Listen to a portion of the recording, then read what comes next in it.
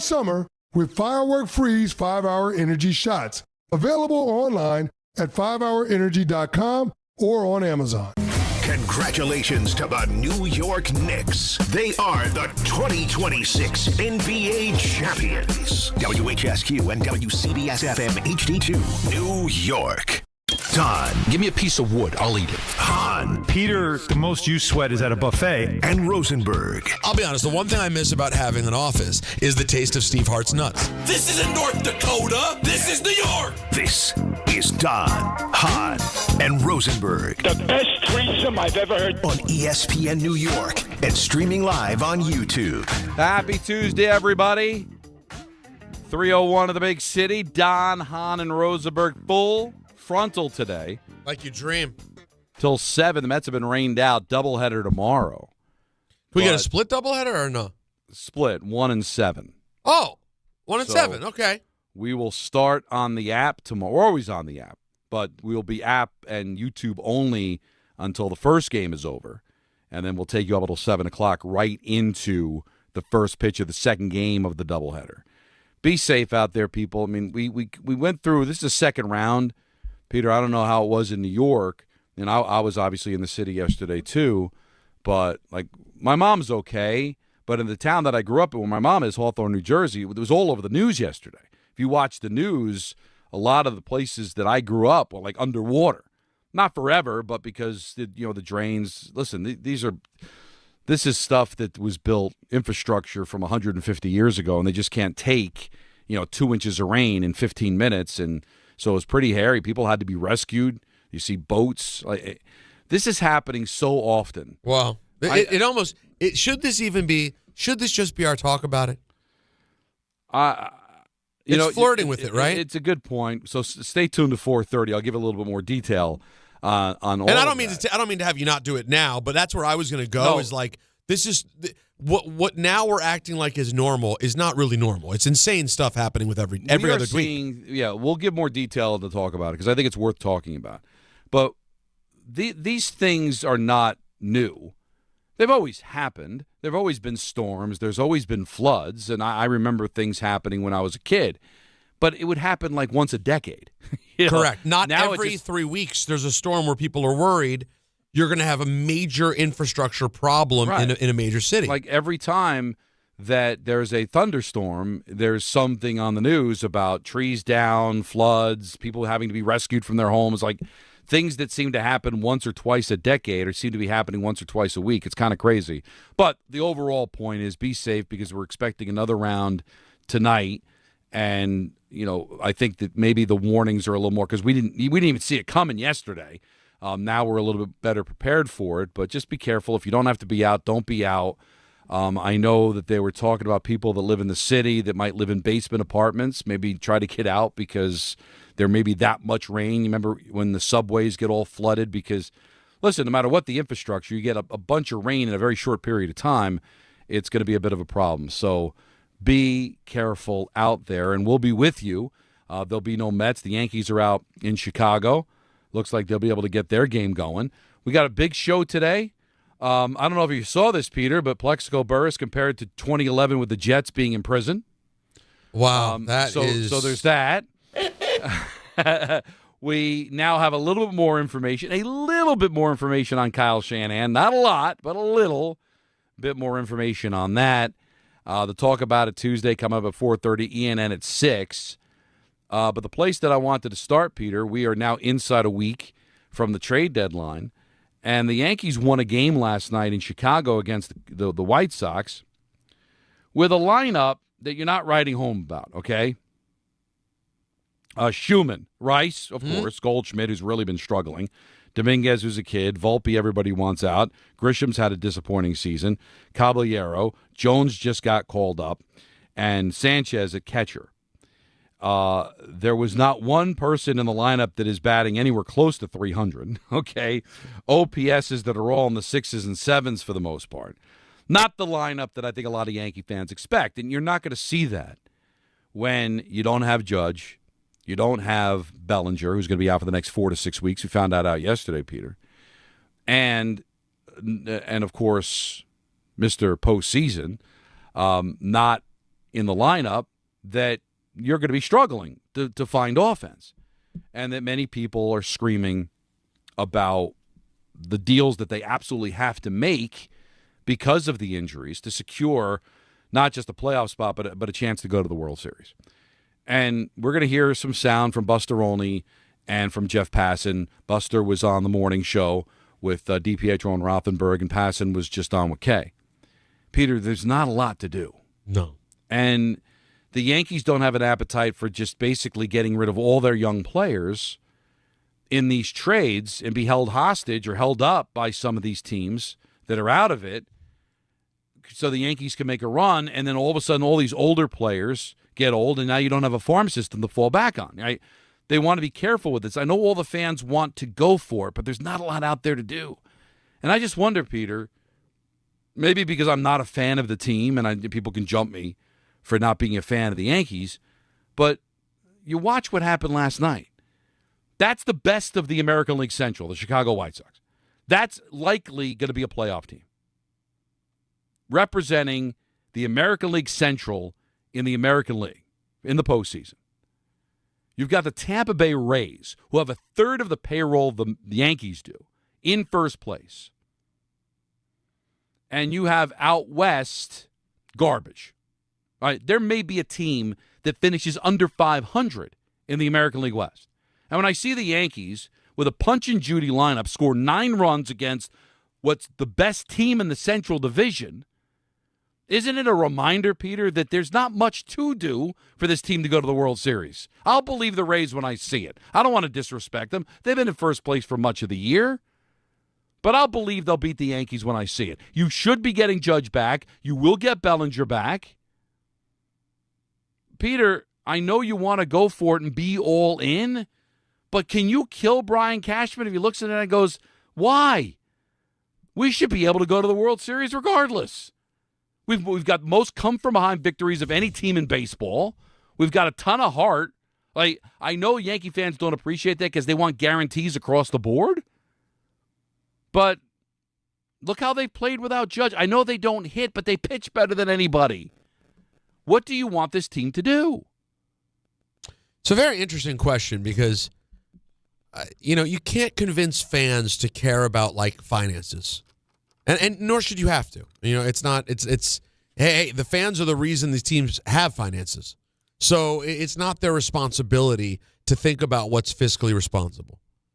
But at the same time, couldn't you argue there'd be something sexy about them finally winning the World Series in a year when rather than just trying to, do whatever they can to buy it, they just kind of play with what they have and do it? But it's just so weird. Baseball's so strange, right, Peter? Because you follow all the other sports. If I had a football team that was struggling offensively, but the defense is playing well, and they're in every game, and their players are dropping like flies, but they're finding ways to win games. They're not the best team in their division, but they're going to the playoffs. Wouldn't that be a team you're proud of? Wouldn't that be a team you're like, yeah, they're scrappy. I love that team. Same thing like hockey, basketball, same people thing. Love teams like that. Those are the teams people love. Yeah, I mean, listen, the Knicks weren't the best team in the regular season, pretty much at any point. It was pretty much Detroit start to finish, right? And in the East, yeah. And then they found themselves, and they ended up winning a championship. And the fans love that. You didn't hear at the deadline, do this, do that, got to do this, got to. You did hear things like you got to be all in. But heck, if Knick fans were Yankee fans, they would have wanted Giannis during the season as the security blanket of going instead of hoping their team would find a way. And they found a way, and it was really sweet. You make a great point. With all the dominant Yankees, with all the money and all the great players, disappointing. Wouldn't it be something if this team found its way to the World Series and maybe shock the Dodgers and win the damn thing? Wouldn't it be even sweeter? But you're right. People want a guarantee. And you're up against a team who's willing to spend any amount of money. And you're used to your whole life, you're the team that's willing to spend any amount of money. So I understand why it's hard for fans. But not knowing the landscape of what finances are going to be next year. And I know Cashman, everybody beats him up for holding on to his prospects too long. You've seen what's happened with Volpe, and you saw what happened with Sanchez at catcher.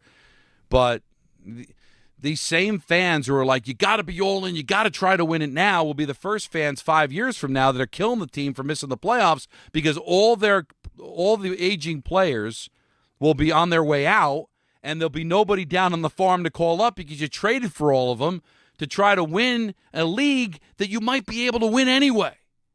I mean, that's the point I'm trying to make is that everywhere you turn, you're constantly reminded, despite the fact the team can't hit, despite the fact that Anthony Pusick always calls them, they're a dead stick, it's over, that you can't kill them. The league won't allow it, Peter. The league won't allow the Yankees to go away. They keep losing players. They lose Bellinger. You would think, all right, that's another body blow. And they go out and score 9 runs. I know they can't hit the way you want them to hit, but damn can they pitch. And they'll make deals at the deadline to secure little things. But with nothing really out there, why are we screaming you got to do something instead of maybe just appreciating that this is maybe not an entertaining team because they don't score a ton of runs, Peter, but aren't they making you proud? It's a great point, Don. And isn't that what you want? I mean, when they're all flashy and they win, it's cool. You love to win. But you'd think there'd be some upside to just enjoying the fact that you root for a team who's scrappy and is finding a way. It's and by the way, I'm sure there are people out there who are.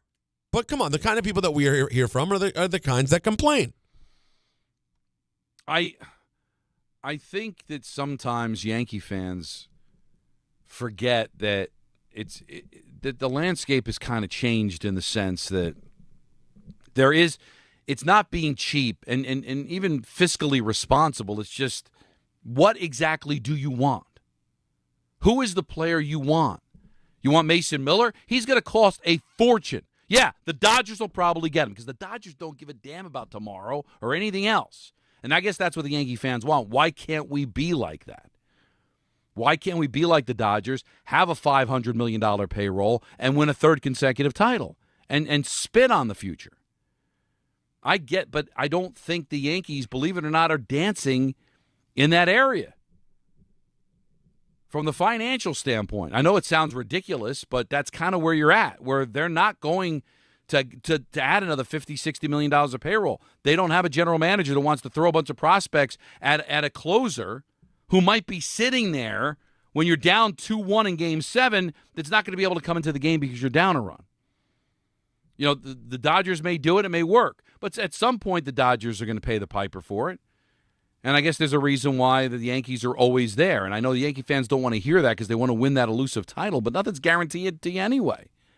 I'm not saying you can be happy about the fact that the Dodgers outspend you. That's why we're going to have a lockout next year, and you may end up having a salary cap because of this. But, you know, right now, this team has lost so many really important players and yet still are the second-best team in the American League, still the favorite to go to the World Series. And I don't hear a lot of, being happy about that. I hear being disgusted by it. But it's easy for me to say, Peter, I'm a Met fan, and I'm envious of the Yankees because I'd kill to be what the Yankees are. No, to have a down year where everything is in question, your best player is out, and you're 14 games above 500 and talking about could we go on a run. Well, that's a bad year, Don. Not the bad. You know what a bad year is for the Mets? They defecate on themselves in public. That's right. You know, Mr. Met kills a guy. I mean, it can't get any worse. Well, they can't even have a game tonight. They can't even do us a favor on a split doubleheader tomorrow. It's true. But, you know, they usually don't give awards to New York that often because they seem to I'm not going to be handing out any Manager of the Year award to the Yankees because they've got the third highest payroll in baseball and they're supposed to be good. So Kevin Cash will likely win Manager of the Year if the Rays win the division. But the manager you want fired, Aaron Boone, will get votes for Manager of the Year. If this team makes the playoffs without Judge, without Bellinger, without Cole, without Reid, without Rodon, where most teams would be under 500, and they're double digits above 500, and I still think they're going to win this division. So I'm not Peter, I'm not trying to say Yankee fans don't have a right to complain about certain things, and I do think sometimes the Yankees are a little too prudent at times, and they do believe they're successful even though they didn't win the World Series.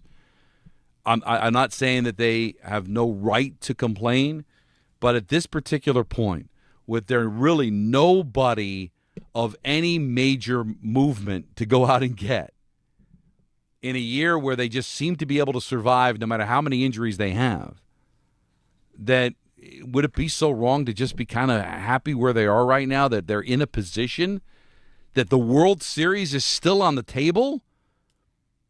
Who else loses their best players and still can talk about going to the World Series? It's crazy, man. Across all sports, who's the team that you get to root for? Yankee fan. If you're a Yankee fan first, like they're your number one team that you care about more than anything, I don't even think you know what it's like to be a real sports fan.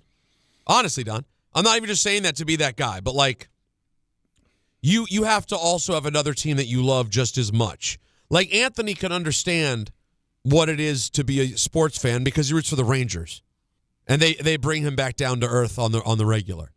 But like, imagine, Don, if you're one of the hardcore Yankee people where that's all really you care about in sports is the Yankees. You have no clue what the rest of us go through. When your team is bad, it means your team is horrible. Like there's no we were bad, but then we battled and we're competing for the NFC Championship. Well, that's not how it works for normal teams. Well, I've given the example before with Jake Assman. He's a Yankee fan, right? And he's also a Knicks fan. So the Knicks gave him a championship this year. But he suffered a long time with them. He's also a Jet fan. Right. And he's also an Islander fan. So he gets it because of the other sports. But some of the people we know, some of our favorite listeners who used to call all the time. I'm a proud Yankee fan since 1981. I've been a Yankee fan since 1969. Yes, there's the biggest one, the turncoat. The people who are Yankees or bust, they don't get it. They don't understand what bad really means. Their version of bad is like, we just don't have enough. Well, when are we going to spend enough? When are we going to do enough? This isn't bad.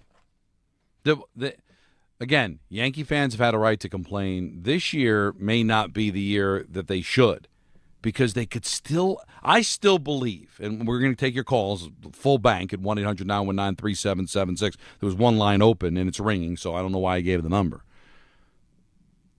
But they still can go to the World Series without Judge and without Bellinger. And here's the thing. They're both coming back. You may not believe it, but they're telling you they'll be back. All right, so that's something to celebrate. Something else to celebrate. Just like the New Jersey Devils bring intensity on the ice, Viking Pest Control brings that same level of protection to your home. And I know this because I use Viking at my own place. The season may be over, but pests are always in play, so it's time to lock in on your off-season defense. As the pest control provider and proud partner of the Devils, Viking delivers 45 years of trusted experience to keep ants, cockroaches, stinging insects, rodents, mosquitoes, and more out of your zone. Their local team builds a personalized game plan that actually works, and when you build a bundle pest control with mosquito services, you score big savings. One call, one company, total peace of mind. Visit VikingPest.com, protecting your home inside and out. Before we get to the phone calls, we were talking about the deadline and who may be available for the New York Yankees. We'll start with Buster Olney. He was on DNR earlier this morning, and he talked about Volpe has almost no trade value. And I don't think he has a lot of value. Like he wouldn't have value now in the marketplace because he's now has service time and arbitration and that sort of thing. I mean, let's face it, given his production, he would be a candidate for a non-tender this winter, I would imagine. And yes, George Lombard Jr., it feels like he's banging on the door, at some point, because no one doubts that right away, the first day he arrives in the big leagues, he's going to be an impact defender, and he's an impact base runner, and his offense has gotten better during his time in the minor leagues this year when he got promoted. I mean, you keep on waiting for him at some point to get that call. Maybe Volpe's included in a trade at some point, but his value has definitely gone down. what is the top priority for the Yankees at the deadline. They feel like that their biggest need right now is an impact arm in their bullpen. And so I think that's definitely something going to get, and they're going to add a hitter. But it might be, if you're going to devote assets to one position or another, if Mason Miller is available, then it would not surprise me if that's the one, because, man, you put him at the back end of your bullpen. And by the way, it's not only for this year, but he's under team control for a few years. However, Jeff Passan was on the Michael Kay show earlier, and he says that Mason Miller might be too expensive for the Yankees. I don't know that that's an area that's screaming for need, but when you have the ability to acquire somebody of that caliber, Michael, if you're the New York Yankees, you absolutely have to consider it. The fly in the ointment here, I wonder, is the tack that the Padres are taking. When they have talked with teams about Mason Miller, they've said nobody can be off limit. And some teams look at that and they're like, all right, well, that's what it takes to get into this conversation. We're going to do it. But if you're the Yankees, do you trade George Lombard Jr. in a deal for Mason Miller? I wouldn't. When you've got that many question marks on the left side of your infield, you're going to trade a guy that could be your shortstop for the next 15 years for a closer that, yeah, he makes you better, but that's Lombard Jr.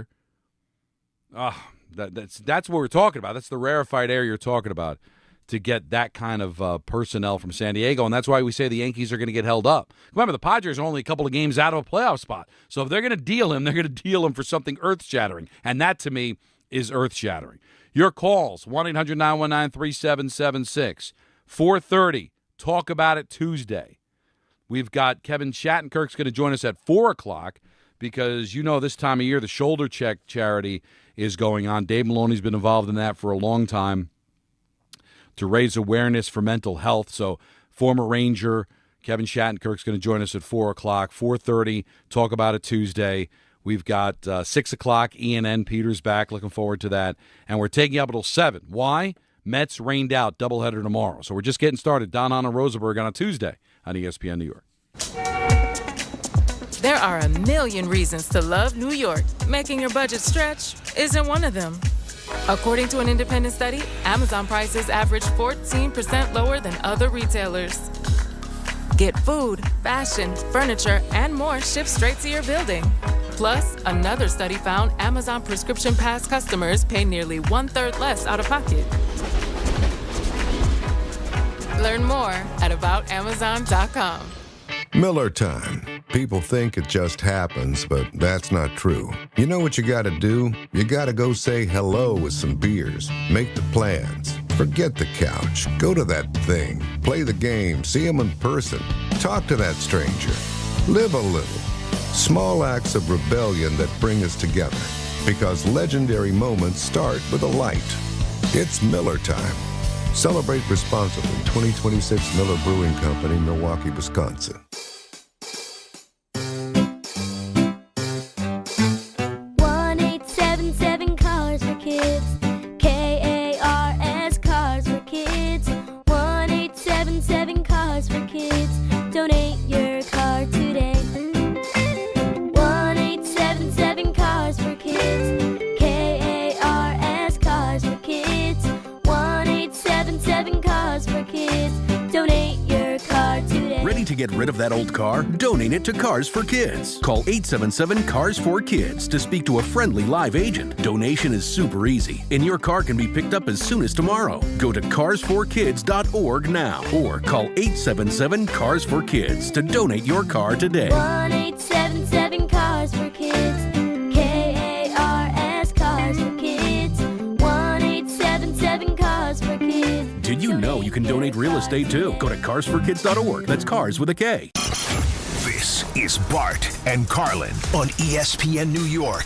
The Yankees, there should be no discussion about what the plan here should be. Just sitting and waiting on Aaron Judge, and I'm going to let his health dictate what I'm doing for the rest of the year. Nope. Take a lesson from the Knicks. They ended up in a position where you felt like in the playoffs, well, if we don't do it now, when are we going to do it? For the Yankees, it's right there for the taking. Bart Scott, Chris Carlin, weekdays at 10 a.m. on ESPN New York and streaming live on YouTube. When care matters most, experience matters more. The Allure Group is redefining rehabilitation and long-term care across New York with 6 convenient locations. Their expert clinicians create personalized care plans to help you recover, rebuild, and get back to what matters most. From short-term rehab to long-term care, Allure is committed to comfort, dignity, and results. To learn more, visit allurecare.com. The Allure Group, where care meets compassion. You're in charge of ordering boxes. Small boxes, big boxes, really big boxes. You're in charge of tape, labels, mailers, bubble wrap, extra bubble wrap, just for fun. You're in charge of warehouse cleaning and safety supplies. Good thing there's Uline. Thousands of quality products for your business and warehouse needs, always in stock, ready to ship same day, and backed by Uline's legendary 24/7 customer service. Uline makes it easy because you already do enough. Uline, we warehouse for you.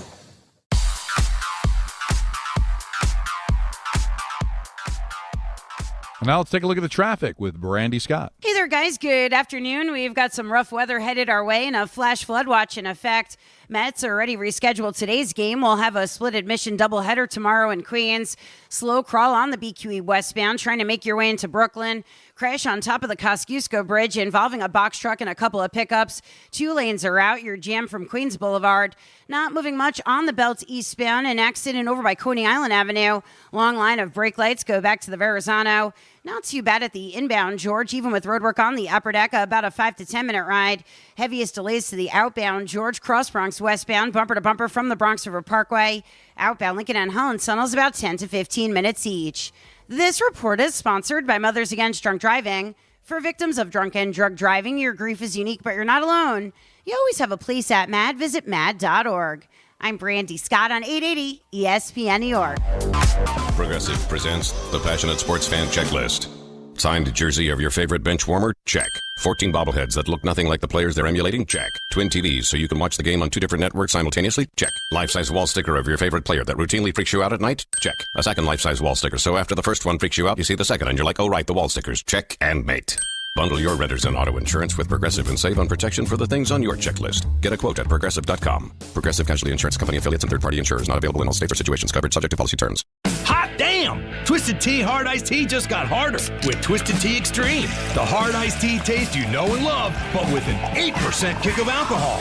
Twisted Tea Extreme is made with real brewed tea, goes down smooth, and brings your daytime drinking to the next level. Just look for the bright yellow cans in the cooler and get ready to dial up the fun. Big flavor, extreme kick. Twisted Tea Extreme. Keep it twisted! Twisted Tea Brewing Company, Cincinnati, Ohio. Please drink responsibly.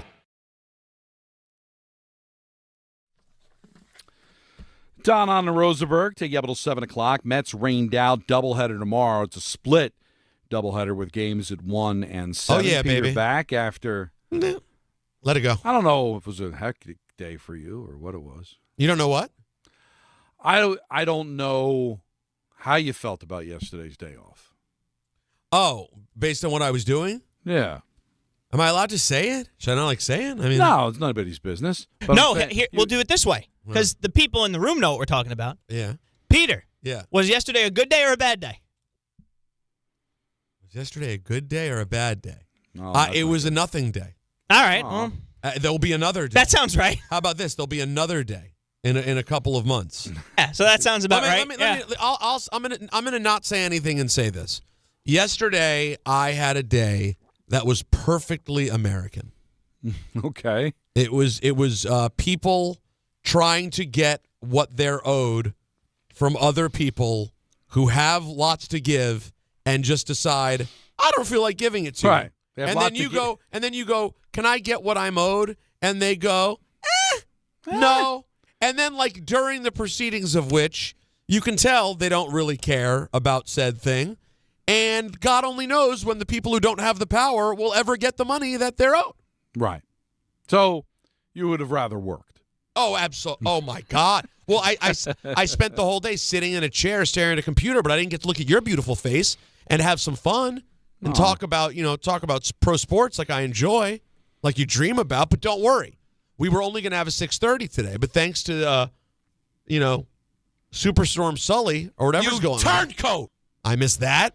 No one wants to miss that. I had to You just can't spend like a drunken sailor. Yeah, you missed that. Phenomenal. I missed that. So Really? wow, big grift day. Yeah, so big grift day. So I'm happy to be back here. That's the point. I'm happy. Well, how do Yankee fans feel? 1-800-919-3776. But let's start with Cullum in the Bronx because he wants to give us some firsthand Storm experience from yesterday. What do you got? Cullum? You were talking about, obviously. Yeah, sorry, I just heard the ding now. What's going on, Don Peter? Yo. So you're talking about Hawthorne and that area. So at around 6:45, I'm work for New Jersey Transit. I'm on the front end. I'm the engineer operating the trains. So I come into Hawthorne Station, prime rush hour. Literally, the storm hits. Lightning is striking right above me, and it's loud, so I know it's close. The whole electrical system on the front end of the engine just shuts off. Like, I can't move the train and everything. So I'm like, I don't know. That had to have correlated. Those had to be right. not be a coincidence. Lightning and then that shut off. The system comes back on, but it limits me to only 20 miles an hour. So I have to keep the train moving. This is prime time rush hour. Everybody leaving New York and that area to get home.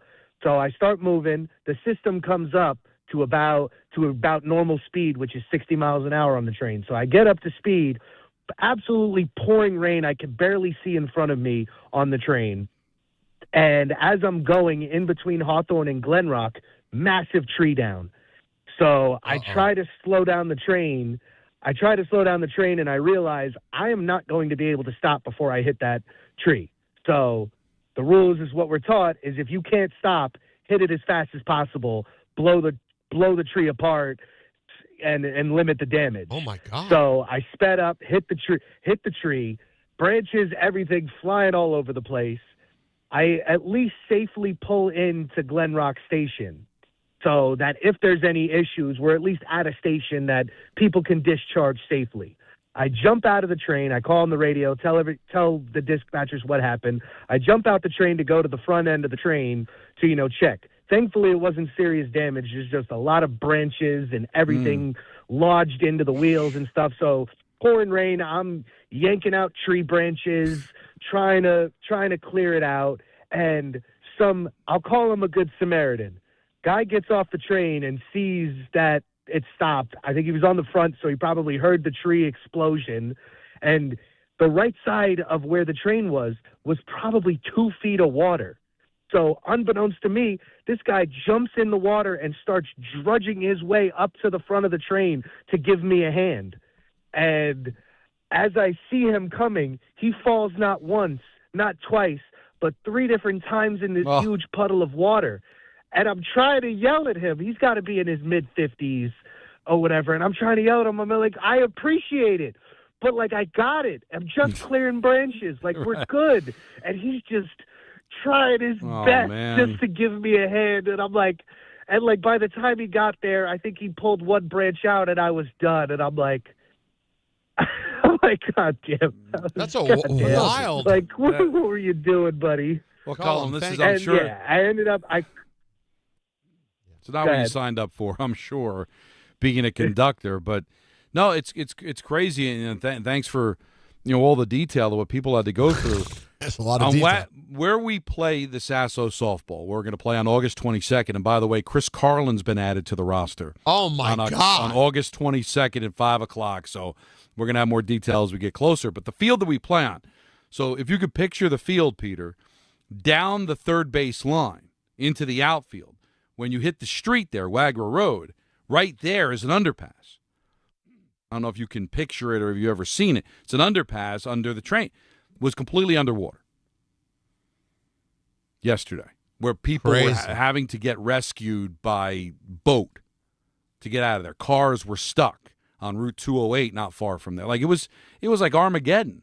And I'm telling you, if something like that happened when I was 10, it would be like a story for your whole life. Your aunts, uncles, everybody would be telling. Remember that storm on July 27th when cars were floating on 208? Now it seems to happen once a month. That's the point. It's you know, all the time. It is. I mean, this is where I grew up. Like, so I know.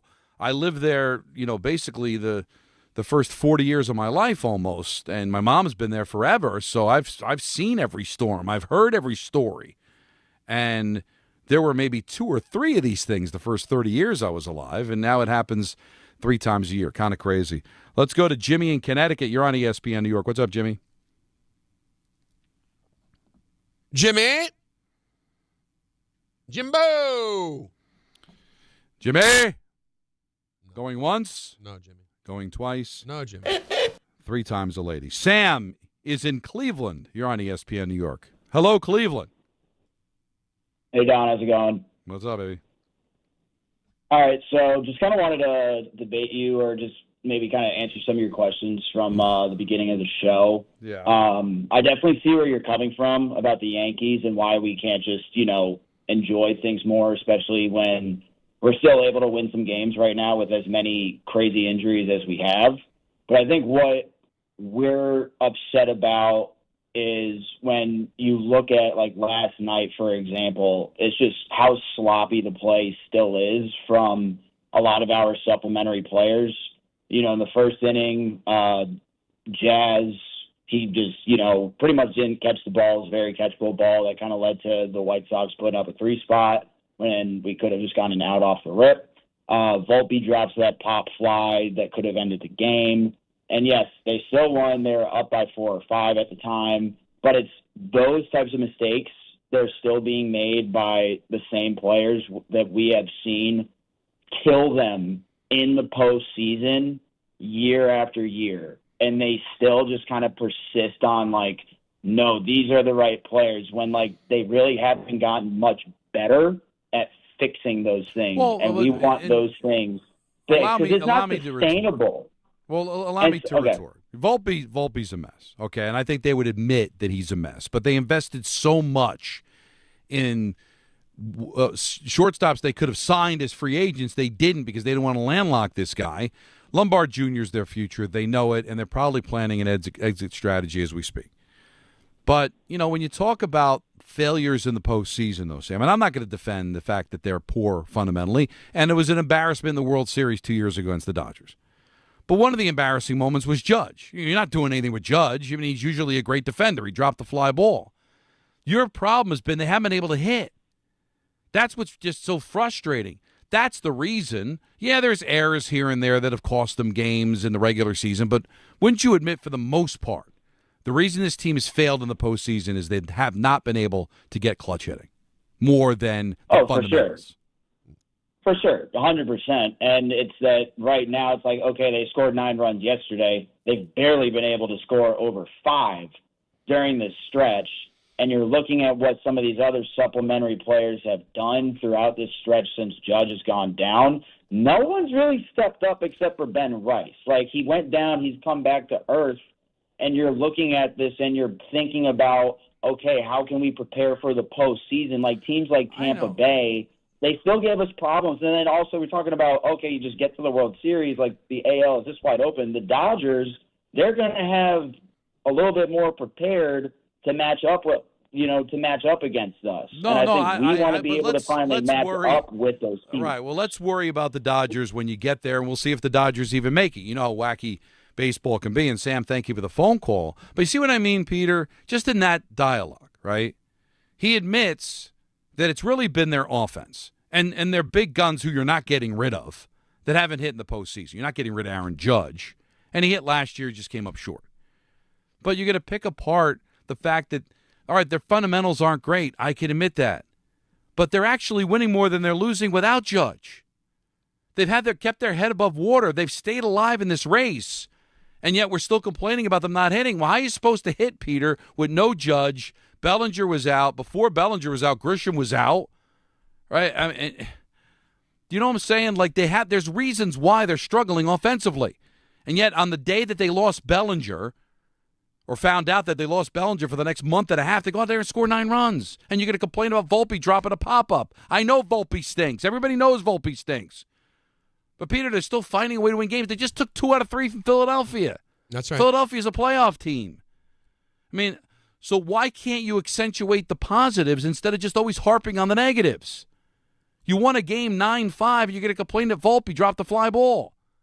We know Volpe doesn't have a future here. Lombard Jr. is eventually going to be the shortstop of this team.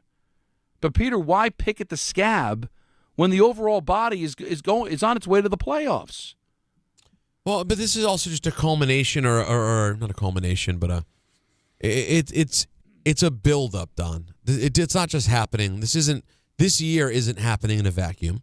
It's a continuation of past years. But why can't you live in the now in the sense of, okay, I understand the frustrations about this team over the last decade, but does it count for this team when you've had these kind of significant injuries and this pitching is spectacular? No, well, you're saying why can't they look at it from the standpoint of a normal sports fan who doesn't expect a championship every year? That's not who Yankee fans are. Although, look, do you mind if I pick up Griffin here? Please. Because I think Griffin is coming with a very interesting take that could, I think, spark some convo. Griffster, how are you? I'm good.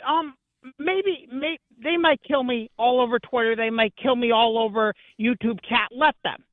But Jack Curry said something yesterday on the postgame show that I don't know if anyone on Judge, Bellinger, Stanton, Rodon, Clark Schmidt. That's $140 million that is on your injured list that is not on the field. Then you put the money that Grisham has had, the money that Bellinger, that Cole has had, that's Friedis had. That's the amount of money that you have not had this year. You're winning ball games with guys like Max Schumann. Max Schumann was leading off yesterday and was able to make a good play and left and stuff to help stop a relay. You're winning games with Max Schumann, with Ali Sanchez, who hit a big 3-run home run yesterday.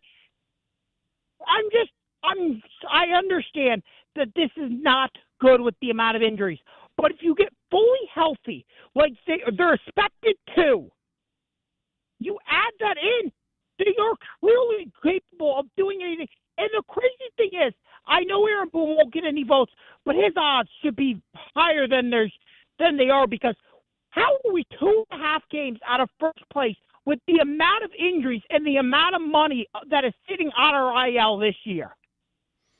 And that's fair. And I, of course it's fair. My ears hurt, but it's fair. You know, no Stanton, no Judge. Grisham was out for a while. Bellinger's now out now. I mean, these aren't nobodies. All right? They're not. And I'm not telling you to be happy that they're in second place, but can you just appreciate that there's still something worth fighting for? They're still very much in it and can still go to the World Series. And who knows once you get there? Maybe it's not the Dodgers that are there. Stranger things have happened. I know the Dodgers have won back-to-back World Series, but is it crazy to think that maybe they're not there and you're taking on the Brewers and you beat them, or the Phillies and you beat them, or whoever? It's just, this might not be the year to where you're complaining about the fundamentals and the lack of aggressiveness by Brian Cashman, and just appreciate the fact that this team is still relevant despite missing some very significant pieces. And also, the best pitching staff in baseball. And the other thing, too, and again, I'm not going to defend Brian Cashman because I think there have been flubs and there have been reasons to complain.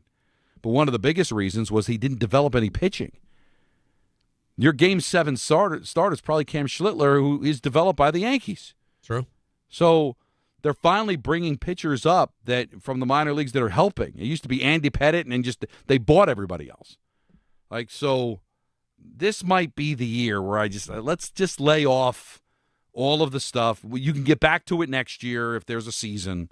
But right now, I mean, this could be something that you appreciate. That could be a lot of fun.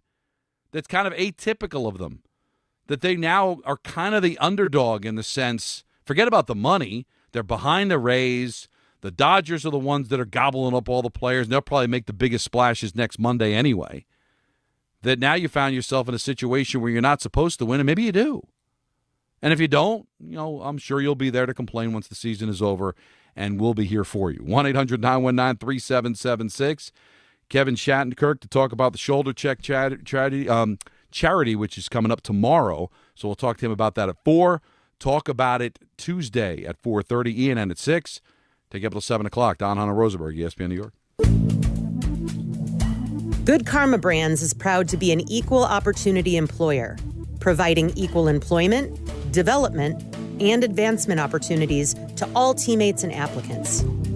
To learn more about careers with us, please send an email to talentacquisition@goodkarmabrands.com. That's talentacquisition@goodkarmabrands.com.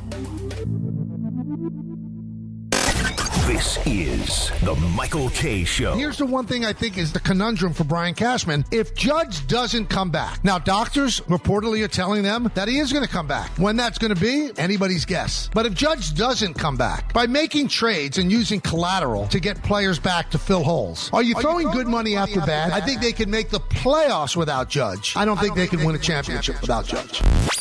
The Michael K. Show, weekdays at 1 on ESPN New York and streaming live on YouTube. Presented by the Parisman Firm. Orgavadazona? Is that a word? In the 2026 Kia Sportage Turbo Hybrid, it might as well be, because it can be one road trip. It's all about turbocharged power and hybrid efficiency working together, so you get the thrill of quick acceleration and the satisfaction of fuel efficiency. Book a test drive and keep the adventure going. Kia, movement that inspires. Call 800-3334-KIA for details. Always drive safely.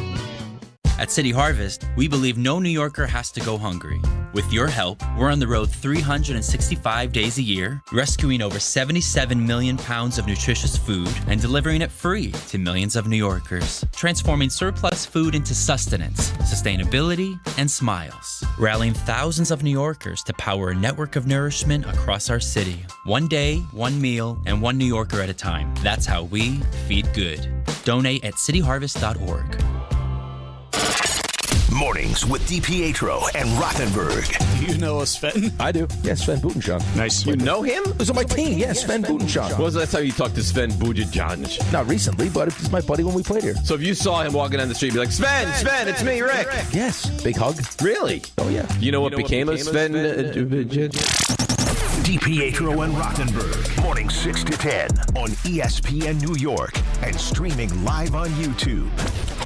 Are you ready to make a difference for the environment while helping the visually impaired at the same time? Then donate your vehicle to Heritage for the Blind today by calling 1-800-983-6530. Every donated vehicle will either be properly recycled in an eco-friendly manner or given a new life through reuse. Donating your vehicle is easy. Simply call 1-800-983-6530 and Heritage for the Blind will do the rest. They'll even arrange for your vehicle to be picked up at no cost to you. And for a limited time, when you donate your car, you'll receive a $200 restaurant voucher and a 2-night, 3-day hotel stay at one of 50 locations. Call 1-800-983-6530 right now to schedule your vehicle donation and make a positive impact on the environment while helping others. Heritage for the Blind, where every car donation counts and every person makes a difference. Call 1-800-983-6530 now. This advertisement is paid for by Heritage for the Blind.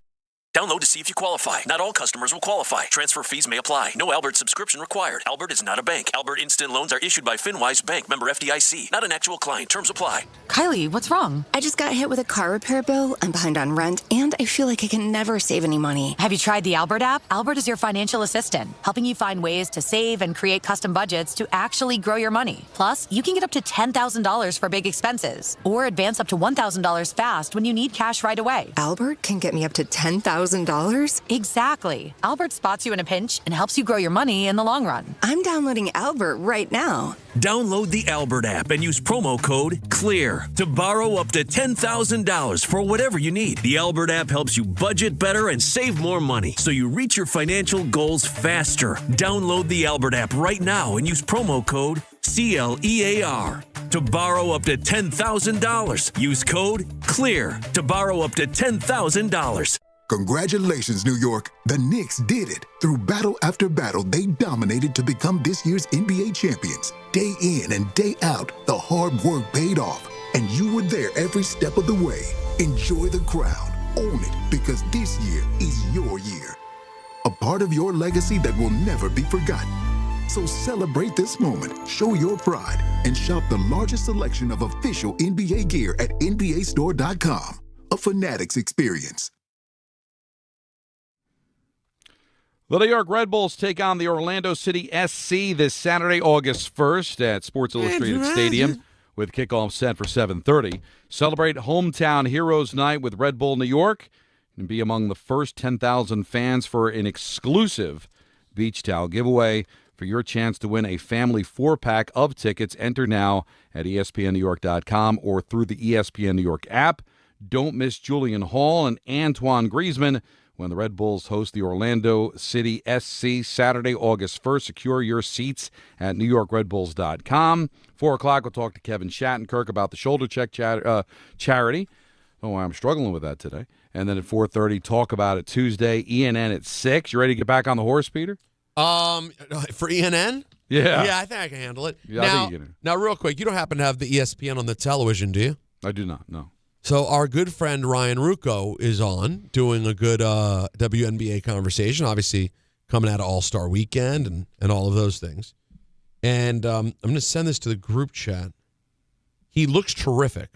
I really like his outfit, the coordination, the jacket style, the pocket square mixed with the shirt. The whole thing's very nice.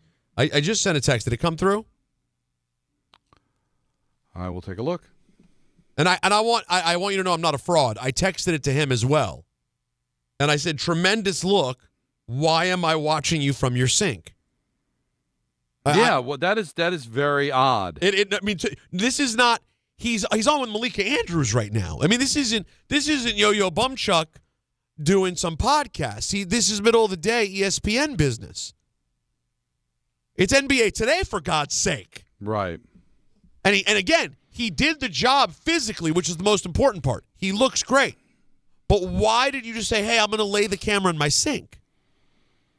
It almost looks like he's an overlord and just looking down on us. Yeah, it's like he's like, hey, peons, it's me, Ryan Ruocco. Shut up. Shut your mouth. Shut your mouth and listen when Ryan Ruocco's talking. And if you know him at all, that's never anything that he's trying to convey. That's not his way. It's not his way at all. But he's producer him up, man.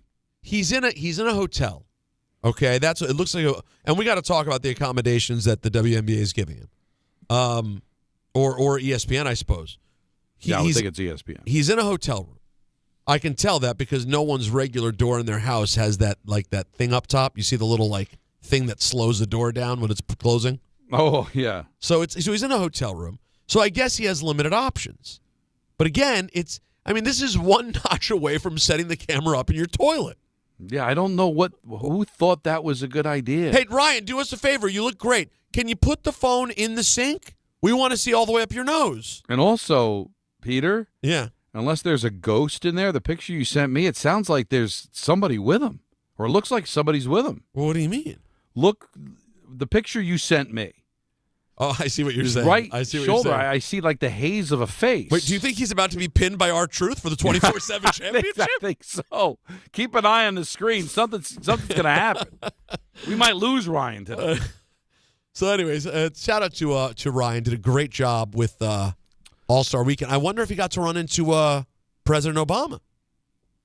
I'm sure he did. President was hanging out, doing the went to the walkthrough and the shoot around and was kicking it with all the players. I was out on Friday night at a place that had ESPN on, so they had the skills competition stuff for the WNBA. Yeah. And so I got to see Ryan with Rebecca. Was Obama at any of the actual events, or did he just? I didn't see him at all at the time that I was watching. Here's some audio from him. I may have mispronounced some of those names in there. I hope not. Sorry, I thought it was going to be the actual. Can you give me the actual names? The one that's the series of the names. That's the one I like. I had never. So the other day when Don and I were doing one of our vintage summer shows, was the first time I was today years old. When Don said, "Have you ever heard Ronald Reagan mispronouncing all the Celtics?" And I had never heard this. Well, I gifted this to you.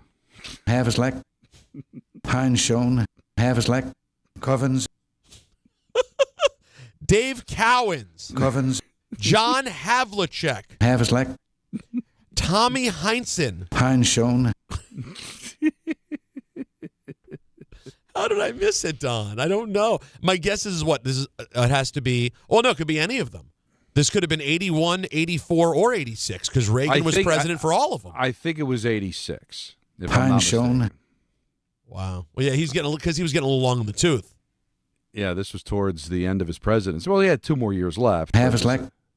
Do you remember when we were just at the Beach Bash and Michael and Alan? It was 84. So exactly halfway through. Do you remember we were at the Beach Bash and Michael and Alan, Don, tried to tell us, like when we were talking about tall presidents, I don't know how we got there, that Ronald Reagan was 6'5", and you and I balked at it. Of course. And we look it up, and the answer was like he was 6'2" or 6'3", and Michael and Alan were like, same thing. And we're like, no, it's not. It's not the same thing. I know it because both Alan and Michael are basically freaks. I mean, they're gigantic men. What's the line of freak? I think it's 6'4". I think you anything go up above 6'4". You're okay at 6'4". Well, no, I think really. I think 6'4" is on the line of freak. Well, I think it really depends on. Again, don't take this the wrong way, but your freak and my freak might be different just because I'm taller than you. So 6'4" may not bother me as much. Well, that is true, Don. Your freak and my freak may be different, but Covens, half his leg. Hahn shown. No. So you think the line for you is above 6'4"? Because you're how tall? 6 foot. Yeah. Oh, it's way different. I mean, listen, you have 3.5 inches or so on me. So that's the difference. So for me though, at 5'8", at 6'4", you're already 8 inches taller than me. And listen, you may not remember this because you're much younger. Hahn shown. My impression of Reagan and Bush was that Bush was taller. Yes, me too, for sure.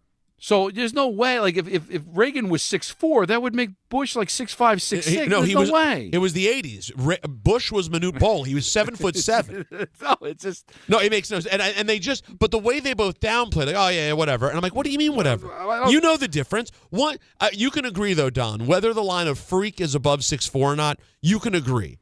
Once you get above 6'2", you start talking about like, oh, that's really tall. 6'3", 6'4", 6'5".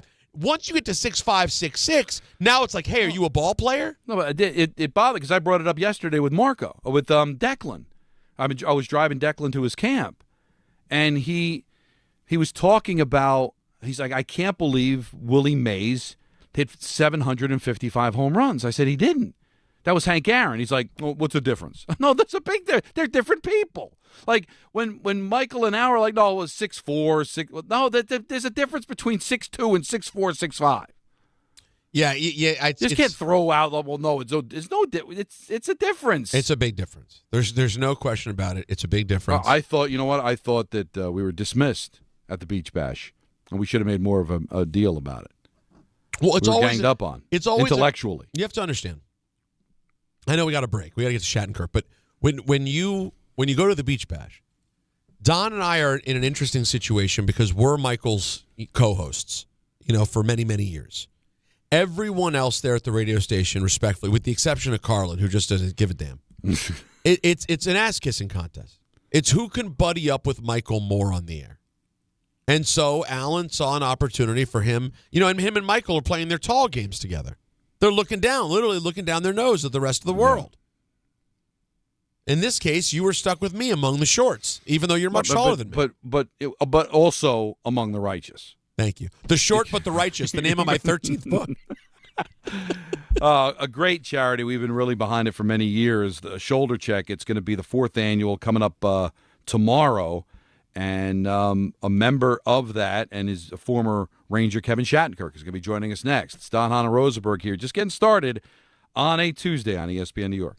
There you were, surrounded by fans. Everybody remembers the game. Nobody remembers the guy coughing behind you. Till a few days later, at 2 a.m., you wake up with a fever and your throat's on fire. Now what? Urgent care? Closed. ER? Slammed. Telehealth? Maybe, but the pharmacy's closed. You needed a medical emergency kit. These aren't first aid kits. They contain essential prescriptions used for over 30 common conditions. Sinus and ear infection, UTIs, stomach bugs, traveler's diarrhea, and more on hand before you need them. Use your doctor-developed guidebook to select the right prescription or call their telemedicine doctor standing by. It's like an urgent care and drugstore at home. When you're sick, traveling, or stranded, you'll wish you'd ordered a medical emergency kit. Order online in minutes and it's shipped to your door. And save $45 with my promo code 880 at urgentcarekit.com/880. That's promo code 880 at urgentcarekit.com/880. Hi, this is Don LaGreca. Just like the New Jersey Devils bring intensity on the ice, Viking Pest Control brings the same level of protection to your home. And I know because I use Viking at my own place. The season may be over, but pests are always in play. So it's time to lock in your off-season defense. As the pest control provider and proud partner of the Devils, Viking delivers 45 years of trusted experience to keep ants, cockroaches, stinging insects, rodents, mosquitoes, and more out of your zone. And when you bundle pest control mosquito services, you score big savings. One call, one company, total peace of mind. Visit VikingPest.com, protecting your home inside and out.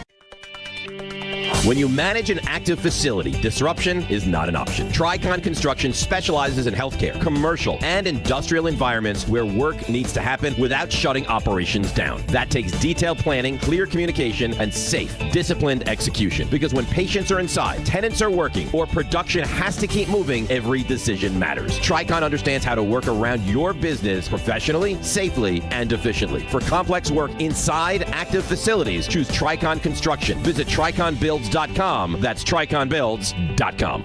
We all hear the radio ads about the IRS. They tell you to be afraid, to be scared, and they try to frighten you into calling. I'm not here to do that. Tax Relief Advocates is different. TRA is here to tell you that if you owe money to the IRS, whether it's $5,000, $50,000, or $500,000, we have a solution. It doesn't matter if you're sitting in your car, at work, or with your kids. No matter where you are, call now. 800-575-6759. Don't lose hope. TRA can eliminate or reduce what you owe to the IRS. Generous programs are now available that can give you a fresh start. Our passion is taxes and helping individuals fix their IRS problems. We have over 1,000 five-star reviews on Google and an A+ with the Better Business Bureau. You don't need to be afraid of the IRS any longer. End your tax nightmare today by visiting us online at TRA.com or call 800-575-6759. That's 800-575-6759. Tax Relief Advocates. Real solutions for real people.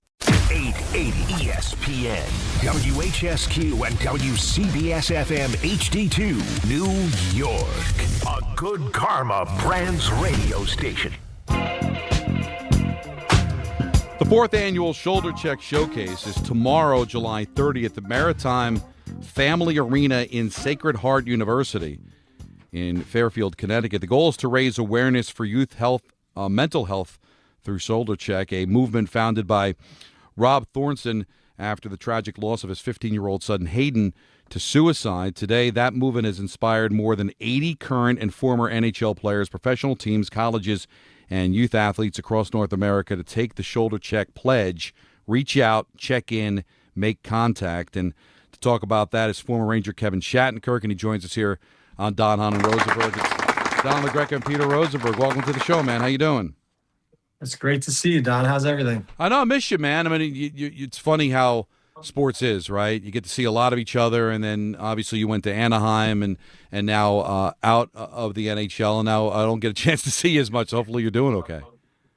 Yeah, everything's going well. We moved back to the Connecticut area, so we're not too far removed from my old stomping grounds. But no, all is well. Family's doing great, and it didn't take too long to be getting back to work. So I took a job at the NHLPA, which has been going really well. Oh, very good. So you get to stay close to it because I'm sure you miss it, right? Yeah, no, it's a huge transition. I think nothing, really prepares you for it, but having that connectivity to the game still, I get to cover the Rangers as one of my team too. So, I get to see those guys a bunch, and it's nice. I'm not making any decisions that's going to be getting people fired, which is even better. Very much the case. Just why is this charity so important to you? Well, I think it's, unfortunately an issue that's affecting a lot of young adults, these days. And in a time where, these kids seem to be so disconnected from each other, getting pulled away by social media and a lot of distractions like that, added pressure with, college applications and, just there's a lot of stress. And, when Rob started this, it was something that hit very home because it affected, Hayden, who was part of the gym that we all worked out at in the summer with Ben Prentice. And, the way everyone has stepped up and turned this into such a positive movement, it really makes you proud of the hockey community, and how tight-knit it is, and the amount of players that show up for this in the summertime. Some are here training, but others are coming from, their homes to take part in it. And I think it's really powerful when you see all those people showing up in the stands to get together to watch a little hockey, but more importantly to embrace, the message behind this entire charity. I've had to deal with mental health issues with members of my family, and I'm kind of taking to heart the check pledge, the shoulder check pledge of reach out, check in, and make contact. For professional athletes who are usually, or just athletes in general, Kevin, that are told to suck it up, don't complain. How difficult are these three things, not just for teammates to do, but people that are struggling to do? It's very hard, and I think, it's even harder, as friends to know, as a friend of someone who's struggling, to know how to approach it. And I think that's really the most powerful thing behind what we're doing here is we're kind of highlighting the fact that it's just a simple gesture. It's a phone call. It's putting a hand on someone's shoulder, letting them know that you're there. And if anything is, bothering them, that they have someone to talk to. And, I think a lot of young adults will seek out, some help if it's coming through a friend. And I think that's very powerful to know that you have that much influence on someone, and you can change their lives. Who knows? The hardest part about this is you don't really know what people are struggling with. And like you said, that can be, adults and athletes, at the highest level, down to kids who are just playing a sport and doing it for the right reasons, to have fun and be with their friends and their teammates. But as I said before, you just don't know what kind of pressures that they're dealing with and how it might affect them. So it's just very important to realize that a simple gesture can really go a very, very long way. Did you notice? Could you have pointed out a discernible change or difference from when your career started to the end in terms of how players were open about maybe things that they were dealing with? Was there any difference at all over that time period in terms of vulnerability or any sort of honesty like that amongst teammates? Absolutely. I think, from when I started in 2010 and 11 and, finishing in the early 2000s, I think, the message behind this, and not just in sports, in the everyday world, it has allowed people to be more vulnerable and be more open. And you have to credit those who paved the way, those who were brave enough to speak out and share their truths. And in a way, that's something where social media has been impactful. I think that people have an outlet to share their stories, and someone from across the country or even in other parts of the world can see, a video or a caption highlighting what you're going through, and it can affect them. One person can read it and it can save their lives. So, to Don's point, you're taught as an athlete most of the time to suck it up, deal with the pain. If things outside of the rink are hard on you, whether it's a family issue or something else like that, you're taught to leave it there and not bring it in with you to work. And now teams are starting to offer a lot of support. They usually have someone on staff that you can talk to, and it's a great thing. I think the more and more that we normalize it and we allow people to be comfortable with it, it's going to, just help a lot more people along the way. The event will be tomorrow at the Maritire Family Arena at Sacred Heart University in Fairfield, Connecticut. It's going to air nationally on the NHL Network. What other things can we expect when we go tomorrow? I think it's again that for the first timers coming to the event, you're going to be blown away by how many people are there, and some of the activations that they have in the game. Getting everyone together for the national anthem to place a hand on each other's shoulder and really bring that community together to understand what this is all about. It really touches you, and I think the hockey part of it is the show, but the message is really felt. When you're walking around before the game and you're seeing players, up close and personal, and realizing that it's a fun event dealing with maybe an issue that's a little bit darker, and they bring a lot of light to it. And I think it's a great example for a lot of the young kids who come to this event and get to watch their heroes and see these world-class athletes really stepping up to show what that camaraderie is like and how powerful it is. I mean, all the players who come back year after year, I think, are just so excited to see some familiar faces. And again, it's an opportunity for them to check in with each other and see how everyone's doing, how their families are doing. And every time we host this, it seems to get bigger and bigger. So our Cool. message and the network is spreading, and that's the ultimate goal. Now, I'm curious. You had a cup of coffee between St. Louis and New York in my hometown of Washington. Would you have guessed in 2016, based on personality, that Ovi would still be going pretty strong in 2026? I I definitely would not have been surprised.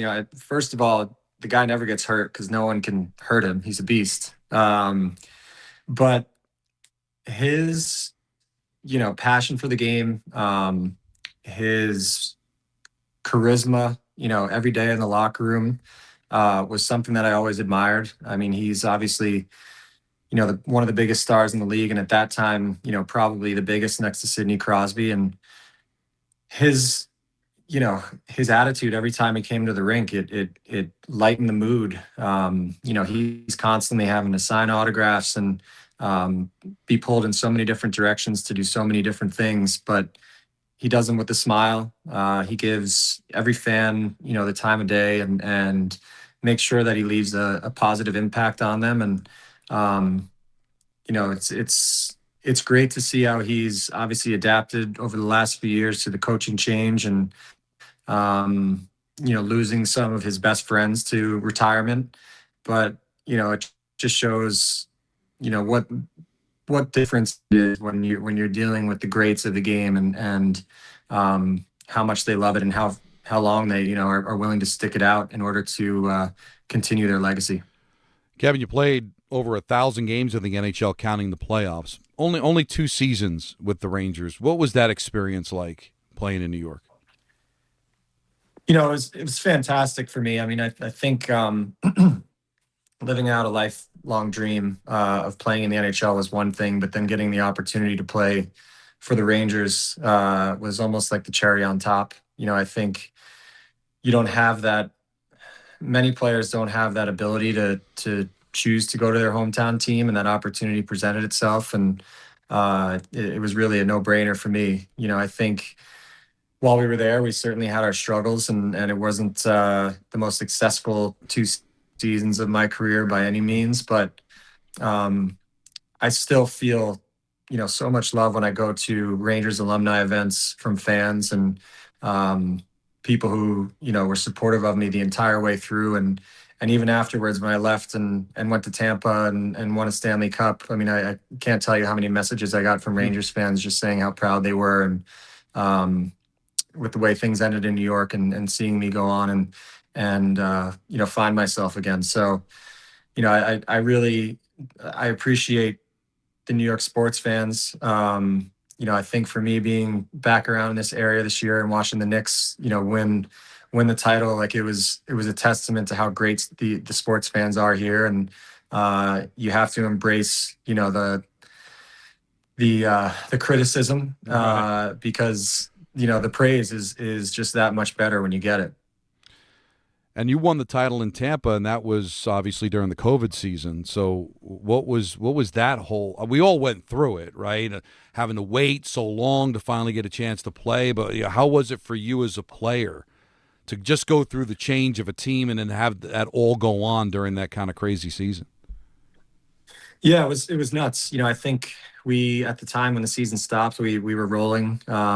Obviously had, a great feeling about getting into the playoffs and making a run. And when things get put on pause, you're not really sure how you're going to stay connected as a team. But a lot of us stayed in Florida. We're able to find ways to skate and train together in small groups and, wait around to see if and when the season started. And I think when we got into the bubble situation, we were all really just so appreciative and grateful for the fact that we were still able to play the game that we love, in such a turbulent time. When people were going through, again, a lot of struggles and hardships. And, I think sports in general offered, a great deal of levity and distractions for people to sit down together, in moments when, you really weren't allowed to gather, and you could sit with your family on a couch and watch games. And, for us being up there, it was a chance to all be together as a group, and we all loved each other and had a tremendous bond. So to see it through and actually win, is certainly a moment that, we will always cherish and have forever. But, when we came home and got to see our families, and our wives who were stuck with the kids for, close to 2.5 months, it really hit home of kind of what was going outside. We were shielded from a lot of the issues going on in the real world. And, it hit us. And again, I think it made us feel even that more grateful that, we were able to play the game we love and be, just some sort of positive influence on people at home and give them a chance to forget about things for a few hours a day. Maritire Family Arena at Sacred Heart University in Fairfield, Connecticut is where the Shoulder Check event is going to take place tomorrow. Just come to the arena. Can I get tickets in advance? How do you do it?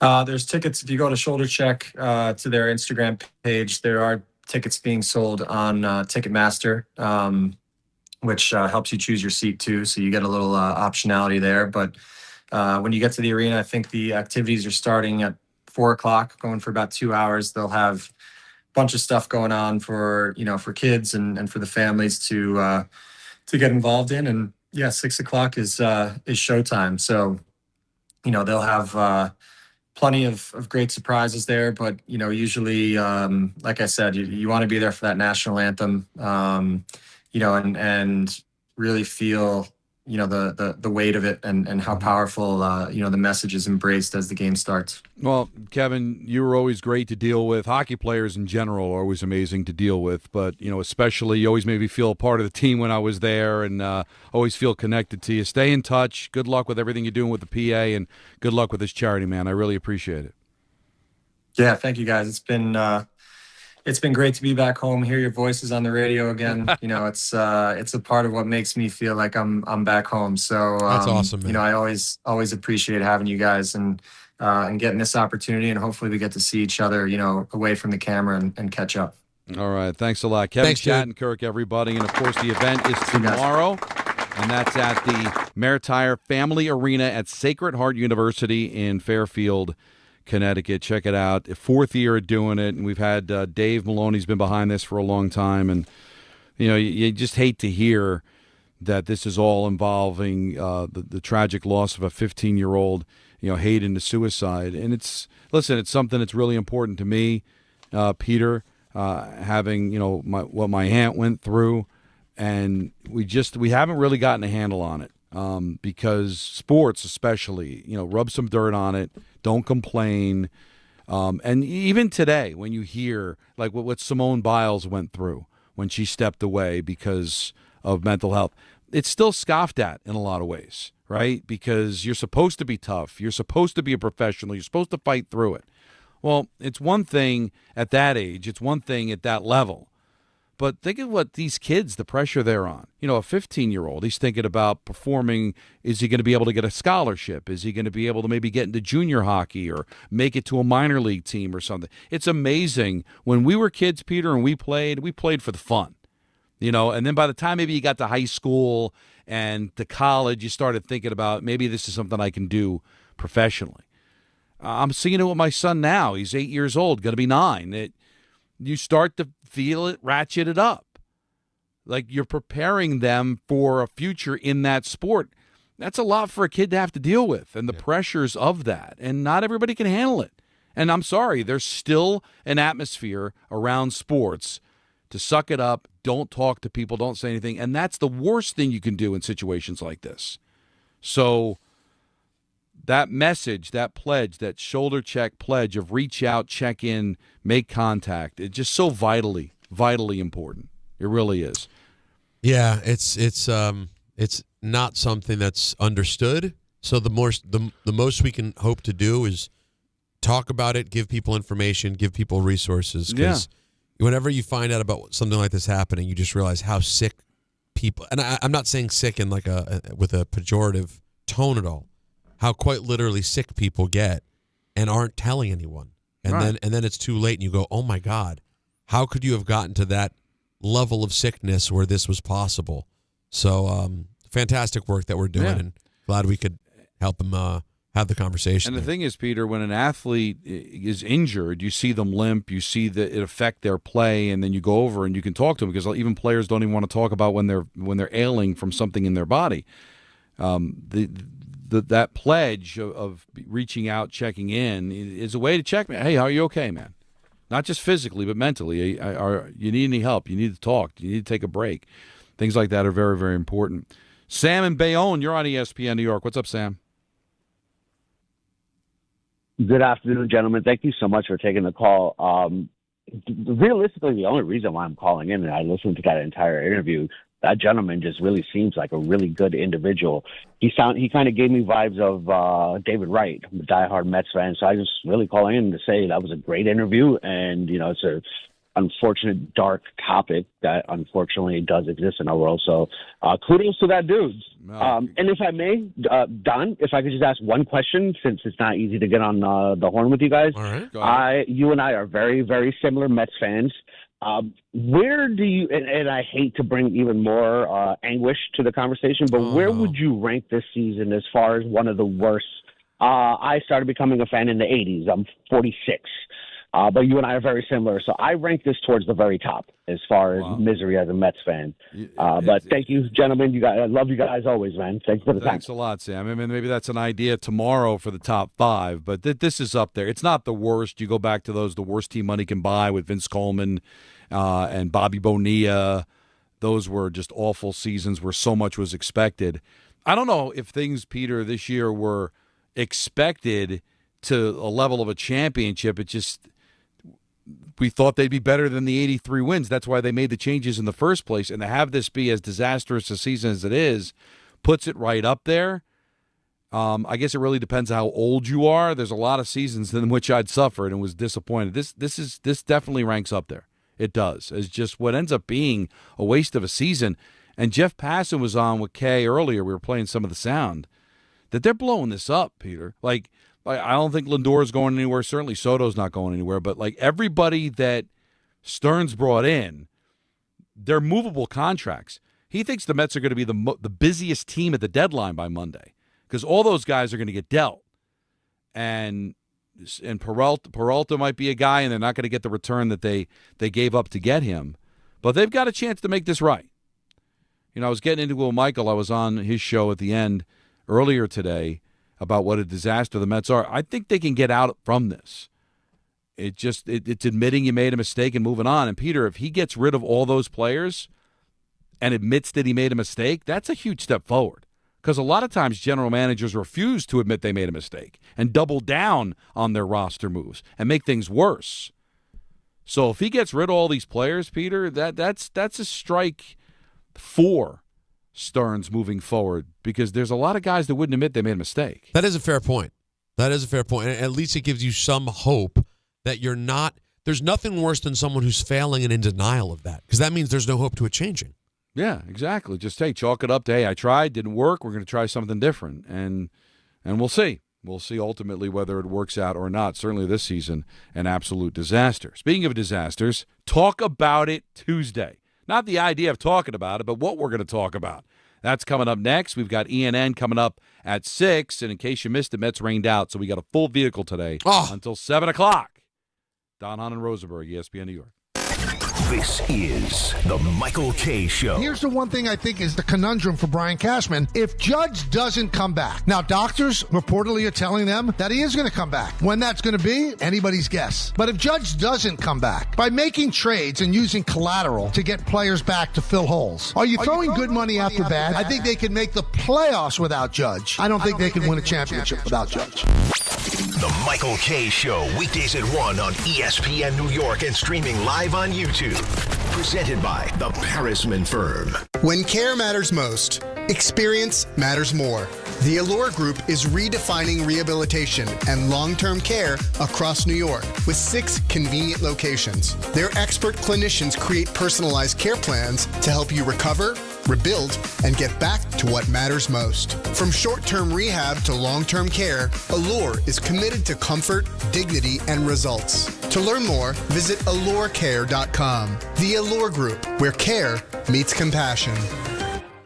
If you've been injured on a construction site, then you need a lawyer who knows New York's unique labor laws. At the Parisman Firm, they have decades of experience handling construction accident cases and a proven track record of delivering huge results. Their team has already recovered nearly $1 billion for hardworking New Yorkers. From scaffold accidents to slip and falls and equipment failures, they've got your back. Call the Parisman Firm now at 718-WORKERS. That's right, 718-WORKERS, because your case is their cause. Get the justice you deserve today.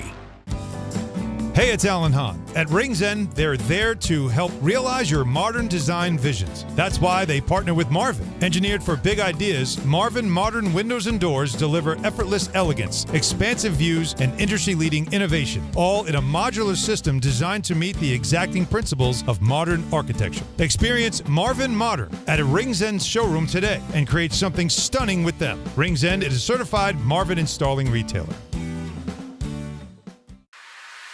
The summer of soccer is heating up with Red Bull New York. Join the Red Bulls on Saturday, August 1st as they take on Orlando City SC at Sports Illustrated Stadium. It's Hometown Heroes Night, celebrating the first responders, community leaders, and everyday heroes who make a difference across our communities. Kickoff is at 7:30 p.m., but the fun starts at 4 p.m.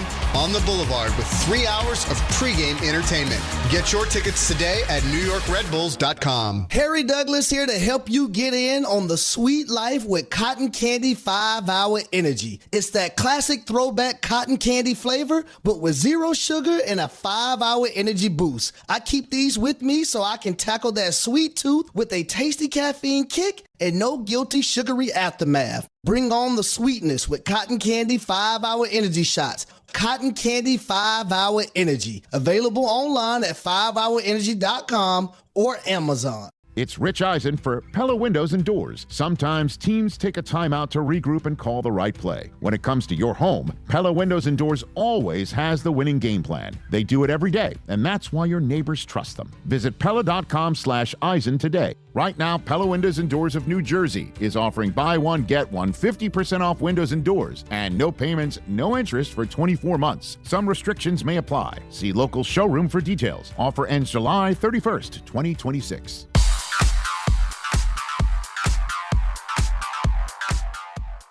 And now it's time for traffic. Here's Brandy Scott. Thanks so much, guys. We've got some heavy rain and thunderstorms moving through, making it a tough ride, especially in North Jersey. 208, you want to take it slow, moving between Route 4 and Paramus and Goffel Road and Hawthorne. Word of lots of flooding getting through that stretch. Also slowing you down on 80 westbound, heading into Patterson from the Garden State Parkway in Saddlebrook. Busy ride over at the Tappan Zee Bridge, getting onto the Rockland side because of the weather. Inbound George still looking good for both the upper and lower decks. Heaviest ride to the outbound George, Cross Bronx westbound. You're packed from the Bronx River Parkway. Outbound Lincoln Ernie about 10 to 15 minutes. Outbound Holland 15 to 20. This report is sponsored by the Positive Coaching Alliance. Questions about youth or high school sports? Well, the PCA can help. It's a national nonprofit developing better athletes and better people through youth and high school sports. More info at positivecoach.org. I'm Brandy Scott on 880 ESPN New York. We expect our information in real time. US Med carries continuous glucose monitors, which provide real-time readings of blood glucose levels. US Med is an approved provider for Medicare and over 500 private insurers. So call 888-665-0696 today for a free insurance and Medicare benefits check as easy as... That's 888-665-0696. Ande Ortiz, when I lost my mom, she was only 46. And I lost my dad to cancer. It was the worst pain I ever felt. It made me think, what will happen with the people I love when my time is up? That's why I have life insurance. Ethos makes it easy. It's all online, take about 10 minutes, and you can get up to $3 million in coverage. Get your free quote at ethos.com/game. That's ethos.com/game. Paid testimonial. Time spent on application may vary. Online health questions required. Sometimes you just can't take it anymore. You're done. I'm done. This is Let's Talk About It Tuesday. And it's a really with Don, Hahn, and Rosenberg. Well, we kind of hinted at it when we opened the show, Peter. Yeah, I'll say we did. This catastrophic weather that we had yesterday and some people are experiencing today, more thunderstorms on top of all the rain that we got yesterday is making it very difficult. And we just had, Cullum in the Bronx call us earlier in the show, and the train hit a tree. Are you surprised that, according to Cullum, New Jersey Transit's policy is that if you can't stop when there's a tree on the tracks, just blow through it as hard as you can? It made sense. It does make sense, but it's like, here's the thing. That was the Cullum's call. We love Cullum. Yes. The problem is that part was the pinnacle of the call. The blasting through the tree on the train track. And then the call went on for another 30 minutes. And then I lost track of what happened. The guy was climbing through the water and he was swimming, and I got confused. But the part about the blasting through the tree, Don, insane. Well, just the fact that all this is happening because of a thunderstorm. That's all we were told, that we're going to have a thunderstorm and then all this catastrophic stuff. And then today, with more thunderstorms, now there's warnings all over the place. But we didn't see that coming yesterday, or at least I didn't see it. But it always starts out as there's going to be some rain, and then within a few hours, it's going to be catastrophic. There's going to be flooding. It's not going to be safe. Watch out on the subway. Watch out for sinkholes. Yes, Don, it's definitely the infrastructure of this country is a disaster. I've heard that many times, and I certainly, it makes sense. But some of it is also that there's something else going on here as well. The level of intensity of these storms just continues to increase. Yeah, it is crazy. But just living with what we know, the infrastructure. I mean, sometimes you hear about these places that fall apart, or you'll hear that there's a water main break and that water main was built in 1875, and of course it's going to go. And I joke about it with people. I joked about it when the sinkholes were happening on Route 80 last summer, if you remember. Oh, sure. I'm like, yeah, those were all mines that were built in the early 1800s, and then when they put Route 80 down 100 years ago, they were probably thinking, well, there's some mines down here. 100 years from now, these things might fall apart, and they're like, well, we're not going to be here in 100 years. Who cares?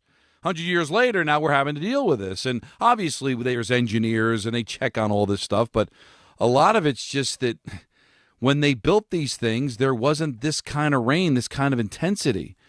Now, it did happen. People will say, well, when we had this much rain back in 1840, I'm sure we did. And then we didn't have it again for another 50 years. Right.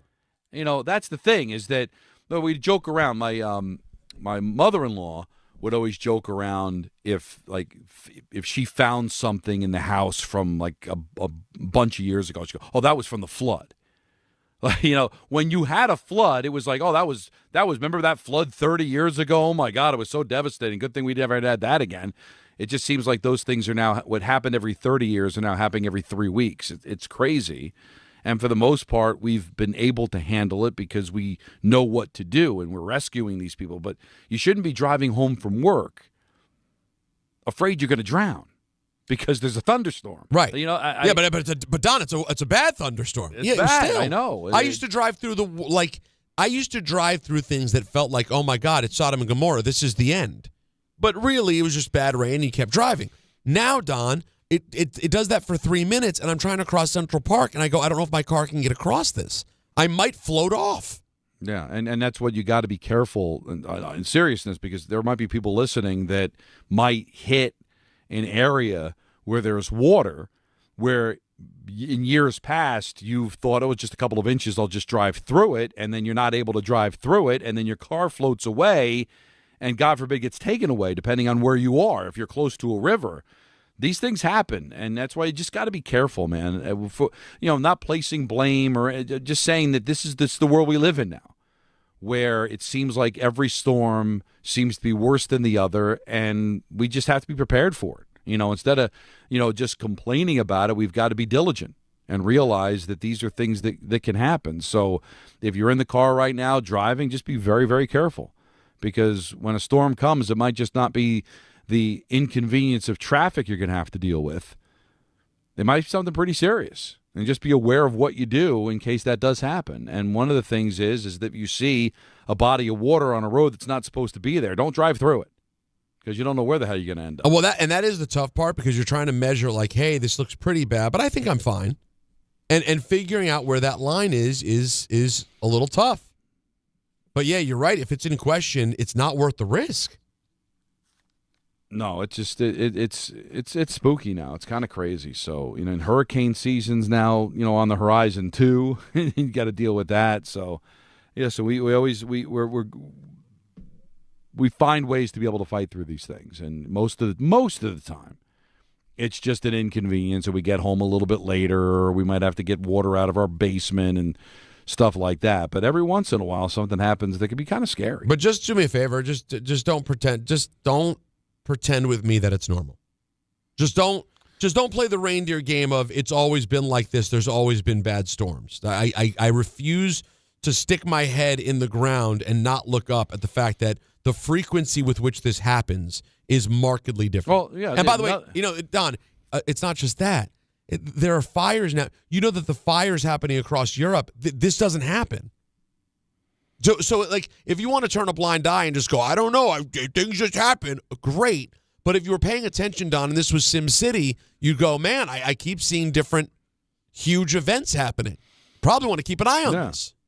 And usually what happens, Peter, when we have like catastrophic rain, it's after we're in the middle of a drought. So the ground can't absorb the water because it's so dry, and then it's the extremes are crazy. Everything that happens has happened before. But what we're questioning is the frequency in which intensity. It's happening. Sure. And the intensity in which it happens. So again, there's nothing that we can do about it, I guess, in the immediate, other than just, do our due diligence. But the Peter's point is, maybe we shouldn't be ignoring and saying it's not a big deal. It feels like it's a bigger deal. And maybe it won't affect us. But, for Peter and I who have kids, what are they going to go through 30, 40 years from now? If we're complaining about this, if it continues to get worse, then we're going to be in a lot of trouble. 1-800-919-3776. Danny's out on Long Island. Always good to talk to him. You staying dry, Danny? Danny is in 101 degrees South Carolina, where I would love about a 7-minute rainstorm where I could lay on my son's lawn and have ice cold water cool off my body. Because, I hear you. Where he lives down here in the mountains, the thunderstorms hold my beer. I thought the top of the house was coming off a couple of times when I slept over, and it's almost a nightly basis at certain times of the year. But I'm not a meteorologist. I'm not an expert on history, weather, so I'm not going to comment on any of that. But I would like to comment on the previous topic, which, the mental health issues with these kids in the sports, because I've had a front row seat for the last 25 years. And the pressure that adults and leeches that are sucking out kids' childhoods away on a travel sports team. They're making a living off your son's childhood. And they're not in the business of saying, no, we don't need one more tournament, or we don't need more practice, or no, let your kid go to his best friend's birthday party. They are in business to suck the life right out of your kid's childhood. And I had a front row seat, and then you're playing 1,000 games a year of baseball. You don't have any friends in the neighborhood left because you're on the field every single weekend. And my first son, who is now 38, I think, his first away tournament was Cooperstown. Think about that. His first away was the 12-year-old Cooperstown. They played nothing off Long Island. Now, in the Little League, I got 9-year-old coaches that feel like if they're not going over the Verrazano Bridge once or twice a month to go play in New Jersey or Pennsylvania, Connecticut, they're not playing enough ball.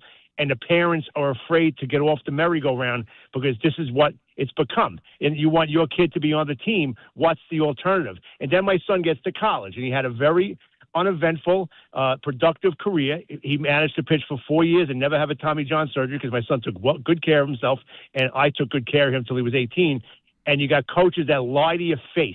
And you go in their program for 2 or 3 years and you do everything they tell you to do. And then they have a guy come in who's a 24-year-old, reclassed up to you-know-what, transfer student on his third team. And the coach who looked at you in the eye for 4 years, you were part of his program, tells you to sit down, that they have a 24-year-old super senior that's now going to be the left-handed guy or the second baseman. So your whole way up the career chain, no matter what sport you're in, people lying to your face.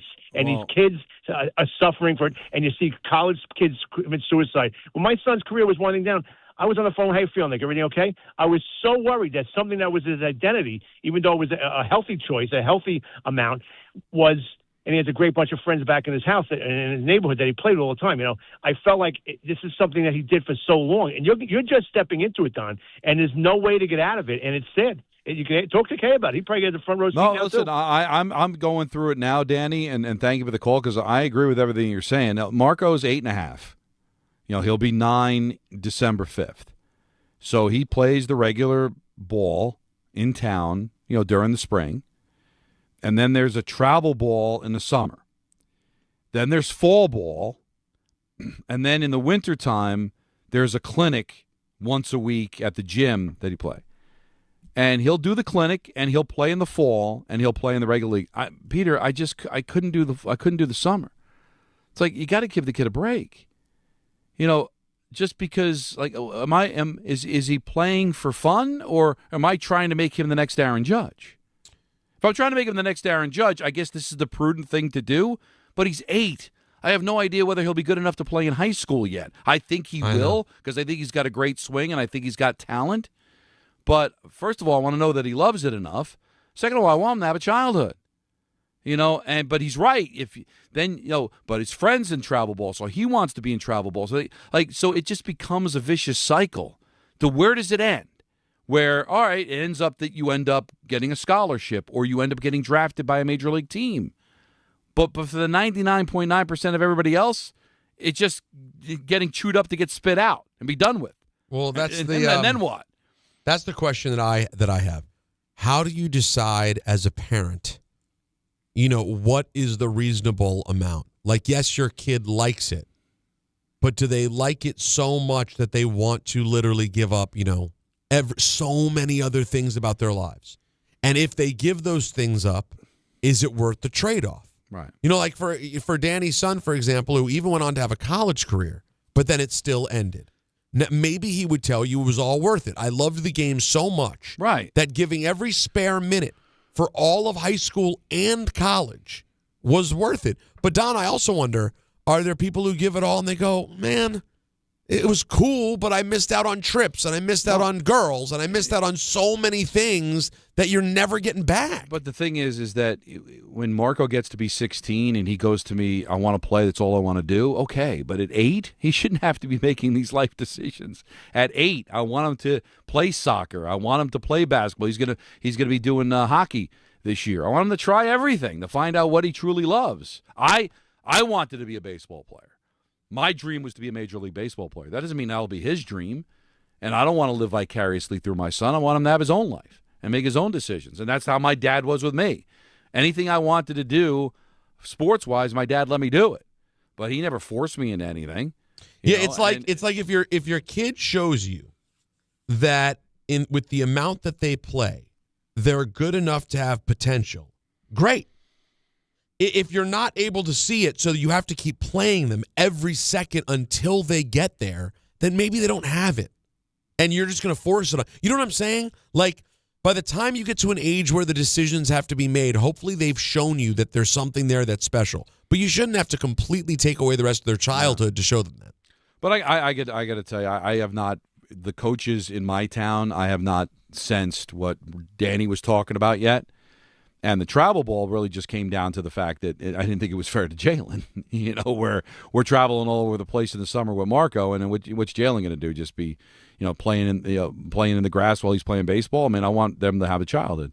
But we'll see. We'll see as he gets older what decisions end up being made. But the overall point of this is that kids get a lot of pressure laid on them at a very young age, and mental health, and that's where we had Kevin Shattenkirk on, is very, very important, even at a young age. 1-800-919-3776. We got some football to get into. We've got ENN at 6. It's Don on Rosenberg taking you up until 7 o'clock here on ESPN New York. Mornings with DiPietro and Rothenberg. Do you know Sven? I do. Yeah, Sven Butenschon. Nice. You know him? He was on my team. Yeah, Sven Butenschon. When was the last time you talked to Sven Butenschon? Not recently, but he's my buddy when we played here. So if you saw him walking down the street, you'd be like, Sven, it's me, Rick. Yes. Big hug. Really? Oh, yeah. You know what became of Sven? DiPietro and Rothenberg. Morning 6 to 10 on ESPN New York and streaming live on YouTube. Summer's here. People are outside walking more, traveling, going to games, barbecues, the beach, just enjoying life. But if you have joint pain, sciatica, or back pain is still holding you back, you don't have to live like that. I'm Bart Scott, and Dr. J. Shaw at Sandwell Pain is the real deal. Ivy League trained, double board certified with non-surgical treatments that get real results. No cuts, no downtime, no pain medications, just a smart, targeted approach that gets you moving again. Same day or next day appointments are available. Go to SandwellPain.com. Don't let pain steal your summer. Fans, arrive early at Yankee Stadium on Saturday, August 8th for the 78th Annual Old Timers Day presented by Fresh Direct. See Yankees legends put on the pinstripes again and take the field at Yankee Stadium. Relive memories of your favorite former Yankees and make new memories with your family. After the Old Timers Day ceremony and game conclude, stick around to see your Bronx Bombers take on Atlanta. Get your Saturday, August 8th Old Timers Day tickets presented by Fresh Direct at Yankees.com/tickets today. Hey! My dad is bringing home the best birthday cake ever! It was my 5th birthday, and my dad was bringing home the cake. Should have been here a half hour ago. The cake never made it, and neither did my dad. 911, what's your emergency? That was the day a drunk driver killed my dad. Daddy? Impaired drivers take lives. Think. Sponsored by the New York State Governor's Traffic Safety Committee. Aired in cooperation with the New York State Broadcasters Association.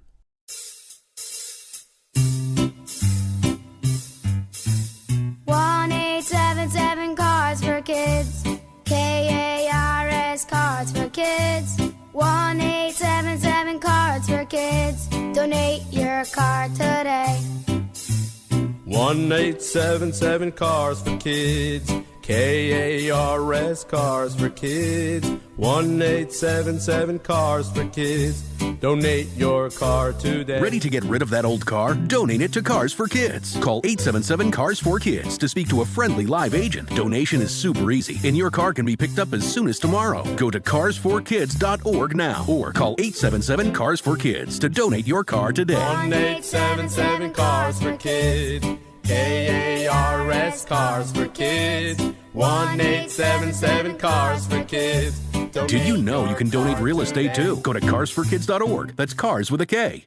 Do you have trouble getting in and out of the bathtub? Are you afraid you'll slip and fall entering or exiting a tub? Safe Step walk-in tubs can transform your bathtub from an area of concern to a calming refuge. Call them today at 1-800-731-4558 and save $1,600. Safe Step walk-in tubs and showers are proudly made in Tennessee and offer an ultra-low step-in, avoiding that difficult climb over a traditional bathtub wall. They also offer a variety of therapeutic benefits that may help soothe your aching muscles and joints, increasing your mobility, boosting your energy, and improving your sleep. Safe Step walk-in tubs are designed to easily fit your existing tub space and are often installed in as little as one day. Just dial 1-800-731-4558 today to save $1,600 and receive a free shower package. That's 1-800-731-4558 for a free no-obligation consultation and to save $1,600. Safe Step walk-in tubs. Safety never felt so good. The summer of soccer continues with Red Bull New York. Saturday, August 1st, Red Bull New York takes on Orlando City SC at Sports Illustrated Stadium. Head to the ESPN New York app for your chance to win 4 tickets to the match. Watch MLS All-Star Julian Hall take on Orlando and global soccer star Antoine Griezmann. The first 10,000 fans will also receive an exclusive Red Bulls beach towel. Kickoff is at 7:30 p.m. Enter to win now on the ESPN New York app.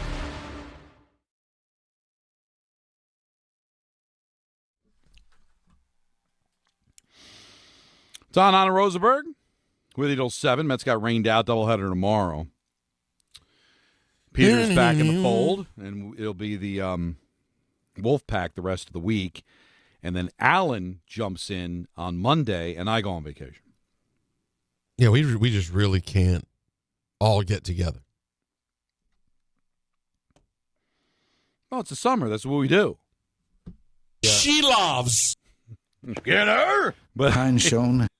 Be she loves. Have us like. Yeah. She loves. Covens. It's a remix. Yeah. No matter what your political leanings are, you had to feel bad for Ronnie. Phenomenal. At that moment. Yeah, no, it wasn't. That's the moment when I think it started, when the bit started. SNL really started leaning in onto the I forget. The whole forgetfulness and him losing it probably started kicking in big around 85, 86. But I'm surprised you never saw that one. I know. I'm disappointed in myself, too. Hahn shown. And he got through so many names first. Yeah. And it just kind of ran out of steam there. But that would always be, if there was any, I'd always get as a gift when I was younger, when we finally got our first VCR in 1984. So, after 84, I would start getting these, sports bloopers, best of kind of stuff, like highlight. And whenever they had, a sports blooper one, more times than not, that would be on it because of all the mispronunciations of the old Celtic players. So that was kind of around for a while.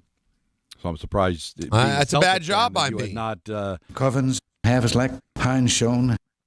I mean, literally, that's decades worth of laughter that you lost out on. I lost all those years of laughing. Let's squeeze in a couple of calls here before we get to the 5 o'clock hour. Steve and Booton, you're on ESPN New York. Hey guys, thanks for taking the call. No problem. You guys like South Park? I did. I haven't watched it Don was in. But I was in for a while, yeah. Did you ever see the South Park where the kids try to intentionally lose the baseball game? That is one of the best South Parks ever.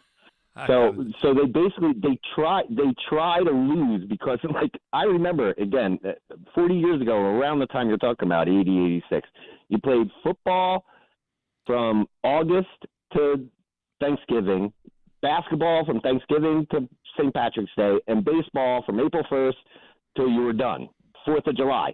And we would always have this last tournament in July where we didn't try to lose, but we were okay with losing because we knew we were starting football camp in 2 to 3 weeks anyway, and we wanted to go down to the Jersey Shore.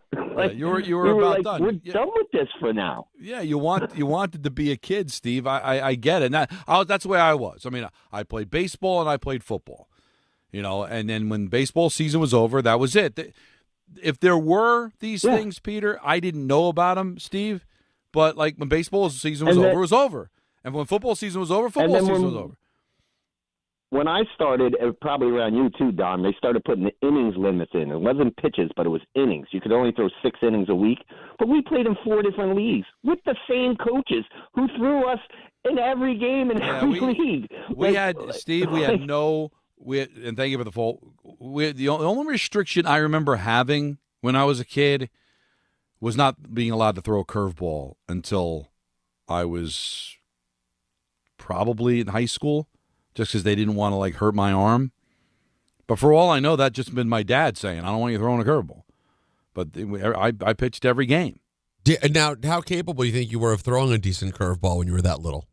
I probably not at all, but who knows? Right, but I do remember it being discouraged until you're older. Yeah, they would just you waited, but now it just there's this feeling. Again, I'm not going to accuse every coach or every parent of this, but there's this feeling like, am I giving this kid an opportunity to play, to have fun and learn sportsmanship, or am I trying to groom them into becoming the next Mickey Mantle? And if you're doing that, then forget it. Because why would you do anything that young that you have like literally less than 1% chance of it working out? Right. You know, then as you start to get older and you start to see that there's skills there, then you want to cultivate those skills. And now the percentages are a little higher, and then you want to see. And even then, the percentages are going to be low, but at such a young age, it just feels like it's a little too much for me. I mean, think about it like this. How many people do we know who made the pros in anything? And you can't really include the ones who work at this radio station because the only reason I know them is because they made the pros. I wouldn't have known them otherwise. Like, I don't know anyone who made it to pro sports. I didn't go to school with anyone at any level who made the league. I didn't. Unless at Maryland, I shook hands with Juan Dixon once, but I didn't know him. No, the chances are very, very slow. Now, they're better than they were when I was a kid because there are more teams, but still, you're talking about the lowest of a percentile. Ryan and Harrison, you're on ESPN New York. What's up, Ryan? Hey, guys. I coach travel baseball, and I think we do it perfect. We do fall ball, we do winter workouts, spring, and they all go to camp in the summer. I don't see them from the end of June until August. They come back, and they want to play baseball. They enjoy it. Mm-hmm. We don't travel more than 10 minutes. You end up scheduling with coaches from other towns. You get to know these guys. I've had them since they're 8. Now they're 13. And we've played teams 20 times. And you get to see kids from other teams get better. Your guys get better. It's a perfect way to do it. I like that. You want I like to that split a lot. double headers, even teams. The best. I like that a lot. Best way to do it. And Don, just piece of advice. Enjoy the up and down. You're going to have a kid that can barely hold up the bat when he's 8, and he's going to be the leadoff guy when he's 12, or the ace when he's 8, can't hit the strike zone when you go to 60 feet. Right. Or when you go to It all leading and all that changes. stuff, it's a hot mess, and you got to enjoy it. No, absolutely, because you know what, Ryan? You're enjoying watching your son have fun and play a game and learn sportsmanship and learn competition and learn how to lose, which is something Marco needs to learn. It's okay to lose. That's what you want to see and enjoy. Not, oh, man, you think maybe he's going to get a scholarship. Oh, maybe he's going to get drafted. Now you're doing it for all the wrong reasons. Now you're using your kid instead of having the fun. And you know what ends up happening? You might have a kid that's got talent, and now the kid ends up hating the sport and doesn't want to play it. And now misses out on maybe what could have been a career because you try to drive it down their throat instead of making it fun. But isn't it? I think Ryan had it right. Have them be away from it so where they can miss it and get excited about coming back to it. But isn't it like to even really go into any of this stuff with a serious consideration about a career?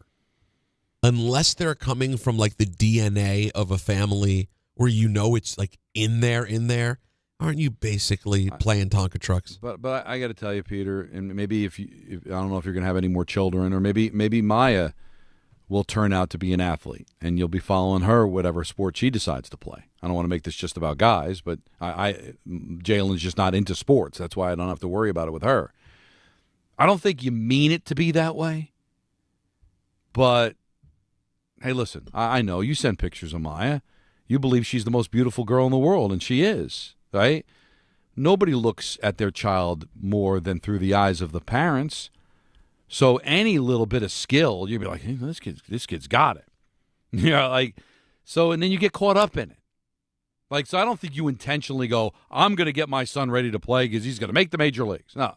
But you do get caught up in when all of a sudden he rifles a ball into the gap and hits a double. You're like, wow.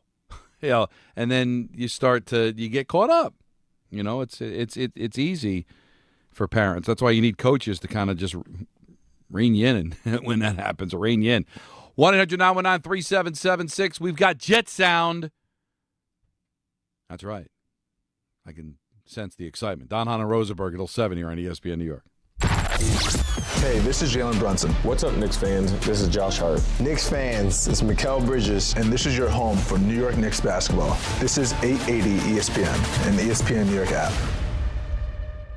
Prizes, flyaways, even cash money. You want it? We've got it. Find a list of all contests and official rules by visiting ESPNNewYorkContests.com. That's ESPNNewYorkContests.com. There you were, surrounded by fans. Everybody remembers the game. Nobody remembers the guy coughing behind you. Till a few days later, at 2 a.m., you wake up with a fever and your throat's on fire. Now what? Urgent care? Closed. ER? Slammed. Telehealth? Maybe, but the pharmacy's closed. You needed a medical emergency kit. These aren't first aid kits. They contain essential prescriptions used for over 30 common conditions. Sinus and ear infection, UTIs, stomach bugs, traveler's diarrhea, and more on hand before you need them. Use your doctor-developed guidebook to select the right prescription or call their telemedicine doctor standing by. It's like an urgent care and drugstore at home. When you're sick, traveling, or stranded, you'll wish you'd ordered a medical emergency kit. Order online in minutes and it's shipped to your door. And save $45 with my promo code 880 at urgentcarekit.com/880. That's promo code 880 at urgentcarekit.com/880. Monkey Sports, built by players for players, is your one-stop shop for hockey, baseball, lacrosse, and more. Find top-name equipment and expert in-store services like sharpening, break-ins, and relacing. Shop in-store at Monkey Sports in Farmingdale or Woodbridge or online for all the top brands. Whatever your sports, Monkey Sports gets you game ready fast. Monkey Sports, where athletes shop. And now let's take a look at the traffic with Brandy Scott. Thanks, guys. We've got this rough weather moving through, and especially tough over in North Jersey. 208 northbound now shut down with flooding over by Goffel Road in Hawthorne. Traffic is at a standstill and backed up into Fairlawn. Also packed on 80 in both directions heading into Patterson. Parkway a slow crawl on the southbound side, moving toward Route 80 from before Route 17. Inbound George still free and clear for both the upper and lower decks. Heaviest ride to the outbound George, Cross Bronx westbound, bumper to bumper from the Bronx River Parkway. Outbound Lincoln Ernie about 10 to 15 minutes. Outbound Hahn 15 to 20. Heavy delays at the Tappan Zee Bridge getting into Rockland County because of the weather. Backed up onto the Westchester side. This report is sponsored by Mothers Against Drunk Driving. For victims of drunk and drug driving, your grief is unique, but you're not alone. You always have a police at MAD. Visit mad.org. I'm Brandy Scott on 880 ESPN New York. Drip Drop is doctor-developed, proven fast hydration that helps your body and mind work better. Trusted by firefighters, medical professionals, and over 90% of top college and pro sports teams. Drip Drop is engineered to hydrate faster and more effectively than water alone, with 3 times the electrolytes of leading sports drinks. Stock up now at dripdrop.com and use promo code RADIO20 for 20% off your first order.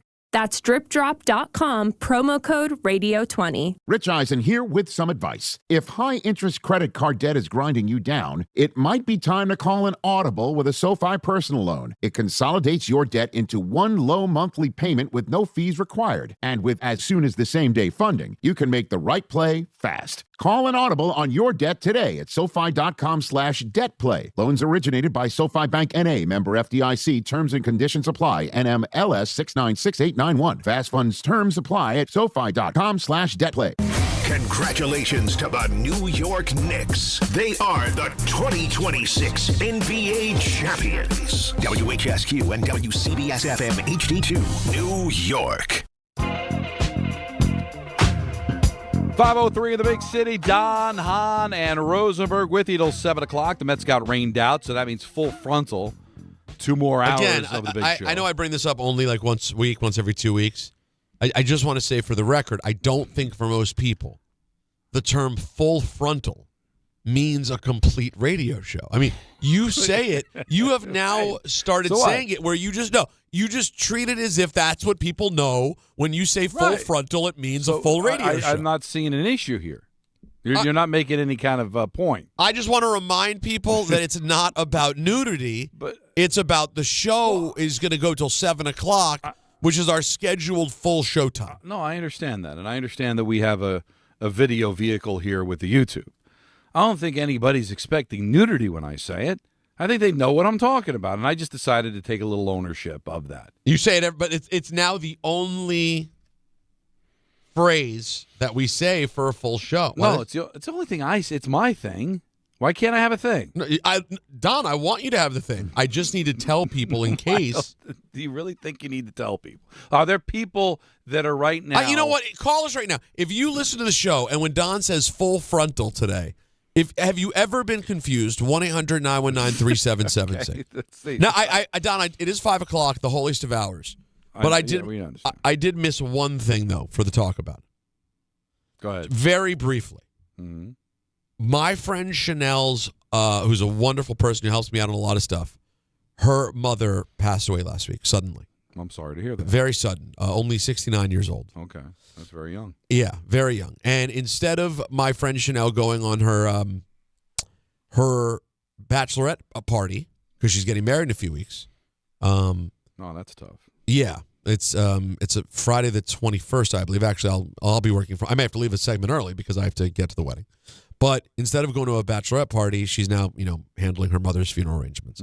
Terrible scenario. Don, she goes to JetBlue, who's the airline she has traveled for her bachelorette party. And it's a monstrous bachelorette party. I want to say I've never heard. She has too many friends. She has a 24-person bachelorette party. That's a lot of people. No, you got to trim the tree. Travel? They're all traveling. Right. I couldn't find 24 people who like me enough to travel for me. I want to be clear right now. Well, you might have had 25. You might have had 24 people come local to a party. Yeah, if it was local, I mean, listen, I couldn't get you guys to show up on a bed. But you think. Anyways, that's neither here nor there. So she goes to the airline, and yes, it happens to be JetBlue, which is just I'm a JetBlue person. But this, by the way, I hear these stories about all the airlines, so no one's above it. And by the way, and none of you advertise with us, so I have no loyalty. And she goes to them with all the proof of stuff, which you're supposed to. They charged every one of the people who were going on her trip $135 change fee to be applied to the credit. So they can change their ticket, but they've all lost $135. That's robbery. It's robbery. It's and she showed the death certificate and everything. She had everything. It wasn't like George Costanza taking a Polaroid correct. of the coffin. She has all the paperwork and says, I have whatever you need, assuming they would just, do the right thing. And no, they want to charge. So, and it's so short-sighted. These companies, the airline industry is floundering. And they don't see the forest of the trees, Don. They'd rather take the $135 from each person and have all these 24 people not be interested in flying your airline again. Exactly. Like, why not? They'll all still fly with you. They'll take the trip at a later date. Just at least give them the full credit. They're not even saying give cash back. But don't take $135 out of the credit. You can't just give them the credit. It's still money going to you. Yeah, and not because, I just decided to change my mind. Yeah, we like the next weekend better. Well, you know what? You know where this all started, I think, Peter? Where? Was during COVID. Because so many people were canceling flights. And then once everything kind of settled down, people were like still saying, oh, yeah, I got COVID. I can't fly. You got to give me my money back. And they finally just decided, no, COVID's no longer an excuse. Sorry. Because people were using it. And I just wonder if that was all the money that was lost during that time of people that canceled their flights and then never flew, that they're now just being really stingy with it. But they're passing away. Can you imagine, though, Don? And you show the death certificate. Listen, there's a party. We booked 24 flights. As crazy as that sounds, for a party. I'm showing you the death certificate of why we're not going. Yeah, the person Bachelorette can't go. Right. Here's the death certificate. Like, that's not, we decided not to go. Or say, claiming somebody got sick or no, this is it. What else are you supposed to do? Still go? That's the thing. There's no option. So it's just so frustrating when you hear of companies doing things like this today. And can you imagine if you had told the people flying in the early days, Don, like in the 60s, the early 70s, that one day the seats would be like you can't fit into them. The prices would be through the roof. You'd have to pay for a bag. you'd have to pay to select your seat. But I have a question.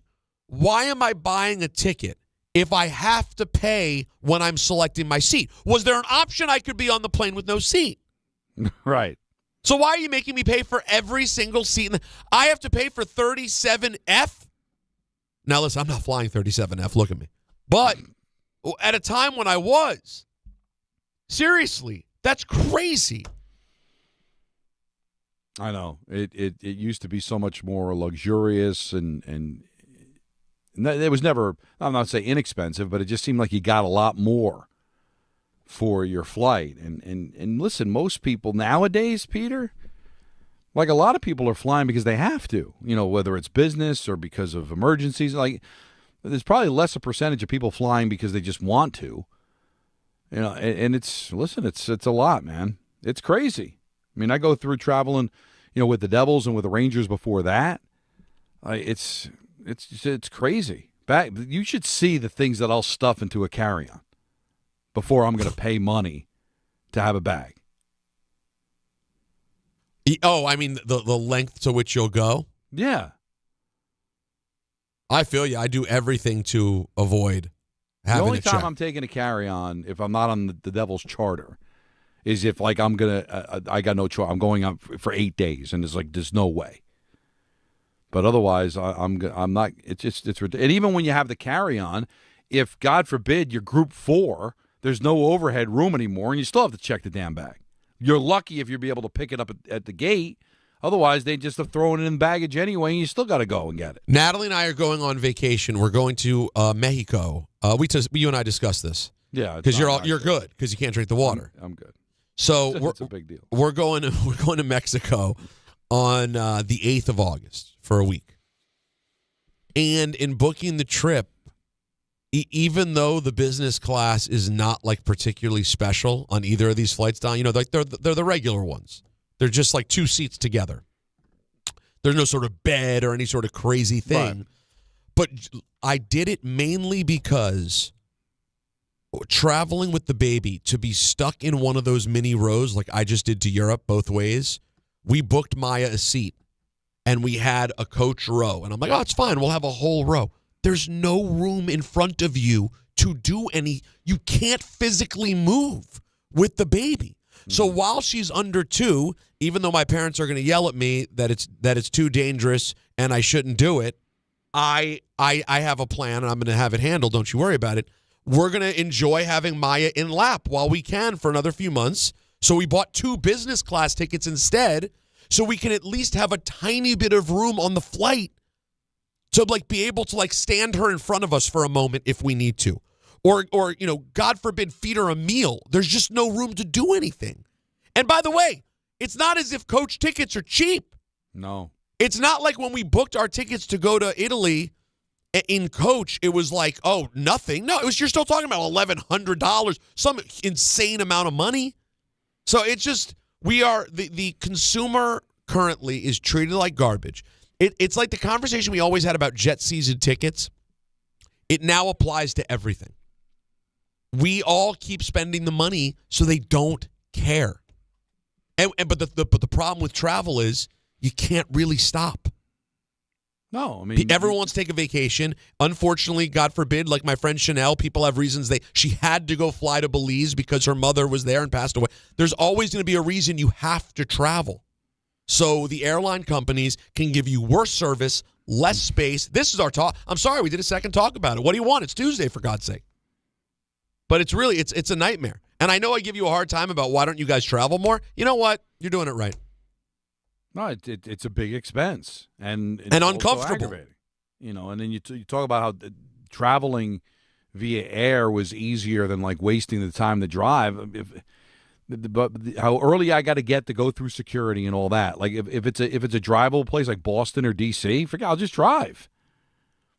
By the time I get my car and head to Boston, and you head to the airport, get there on time, go through security, taxi on the runway, hopefully not get delayed, I'm halfway to Boston before you even take off. Believe me. And then when I pull up to the hotel, I get into the hotel. You land in Boston, you land in Logan. Now you got to get in a cab to go to the hotel. I'm sleeping by the time you land, but by the time you get to the hotel. But you are under this whole illusion that you had more convenience, that what you did was easier and faster. Meanwhile, I get in the car and drive, and I'm there. 5 hours, bang, door to door, sleeping in the bed. 4.5 hours.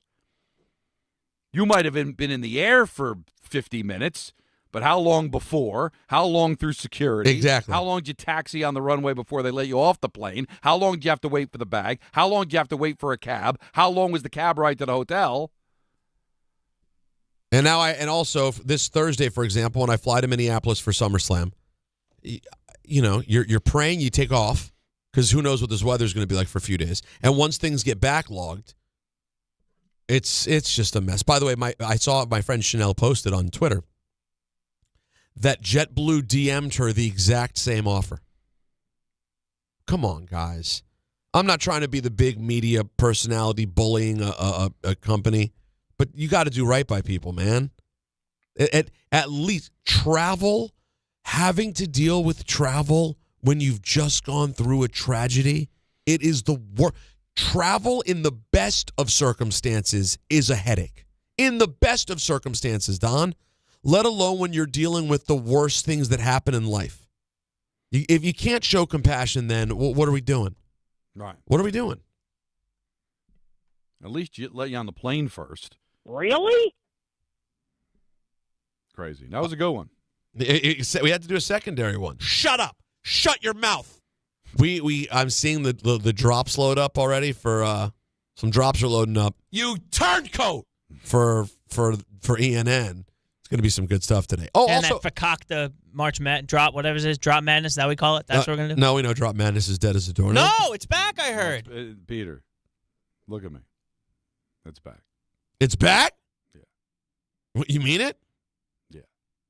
I already did the work up until like 2 weeks ago, so I might as well. Well, all right, but now we still have to come up with a new plan because we can't. No, we can't rely on Twitter. Oh well, no. We're going to have to find help. But here's the thing. Sure. We'll come up with a plan, but we had to make sure that these drops are preserved. So the work is still being done, but then we'll figure. You turncoat. We'll figure out another way. Hahn shown have his leg. I Covens won't hold my breath on this. I'm not crowning a champion who got 16 votes. Right? No. No, it'll be 10. No. Listen, guys, don't worry. Don't worry. I'm telling you right now, I'm dead ass. My boy, my guy, my ace, my homie, my friend, a young man named Olu, who does all of my Validate Me posting, and which you may, if you follow me, you probably see a lot of it because he posts basically every day. He is a whiz. I will have him when we get to I'll bring it up to him soon, and he will come up with a site for us or a way to do it. We are not playing these reindeer games. And Don, are you willing if we need to cough up a few bucks? Whoa. I know. Calm down. Just a few bucks to have him build a site for it. I'm talking, just a quick $20,000, something like that. Whoa. I'm just kidding. But no, if we had to give him a couple $100 to say, hey, can you just give us something that where we can house these audio clips and take votes? That's all we need. This isn't rocket science. I think that's money well spent because we can't do the Twitter. And Anthony's already stretched to the limit. He's going to break. His arms are going to snap off if you stretch him any further. Also, lack of interest. But the other part too. Thank you, Peter. We can't base it on your interest. Yeah, that's not your interest. Has nothing to do with this, right? No, we would do nothing on the show. That's right. But so a couple of hundred, 3 ways. By the way, let's be very clear. Because I can't have Jacob or Peter or Anthony to get. I never killed this. You guys did, and I just said, "Okay, we're good. I don't have to do this anymore. Sounds good to me." And then you said, "Why did we kill it?" And forgot that it was you guys. Well, because we were in the moment. You never make decisions in the moment like that. And we were frustrated, and of course we were done. But now we hear all these glorious drops, and we want to celebrate these. We'll be back here again. And now Peter is offering us for a small fee. A chance to be able to do this right. I'm going to send him a voice note during our next commercial. I'm going to explain. You know what? I'm going to do it right now. Commercial. I'll say it right now. Hold on. All right, here we go. All right. Hey, Olu, what's up, buddy? I'm on the radio here with Don. You can't hear him, but he says hello. We wanted to know, we do a thing every year called Drop Madness, where we have our audio. You may have already seen this on my pages before, but we have audio clips compete against each other and people vote. We've been using Twitter as the way for people to vote, and it's terrible, and people don't interact with it. Do you think you could easily make an app or website or some sort of way where you could upload these short clips and people could vote and we could tally the vote? You son of a gun. Someone called in the middle of it. Well, do they know you're doing a radio program? Yeah, how about the radio? You know program? what? They didn't know you were doing that. It's DJ Cassidy. I don't know. Great guy. I know who that is? You shouldn't, but Jacob probably does, or he maybe does. And he's staring is he a blankly. Time zone? Does he not know? You started off Cass. I thought you was going Cass when I was like, oh, I know that. No, DJ Cassidy. You know the guy who does Pass the Mic? Hanging with your reindeer games and your little hip-hop parties and your little hashtag yo-yo. That's that guy, right? Hein Schoen. Have like Covens. So no. Well, I'm sending him the voice note anyway, and then I'll see what I left and out. Just fine. I guess. All right, let's just. How high are you willing to go? Money wise, what? 250? What, between the three of us? Yeah. I think depending how much work it is for him, if the three of us have to come up with $500 between the three of us, it's like 150 plus a person. Listen. I could afford it. Right. The question is, do you care? So hold on. So the question is, Anthony, this is important for you to hear, okay? Don wants to bring back Drop Madness enough to drive you crazy. So you have to do extra hours for free. Like you have to work after hours. Oh, listen, all the work. I'm well aware, Peter, of what this is going to mean for me. So I just want to, I want to point this out. So Don cares enough to ruin your life. Yeah, absolutely. But when I'm like, want to throw in $150 no, so we can do it properly? No, I don't care that much. By the way, just enough to ruin Anthony's life. Listen, if your guy could tell me, hey, this is how you do it, I'll build it. That's fine. That's too much. No, I'll do it. All right, I'm not going to skirt the work.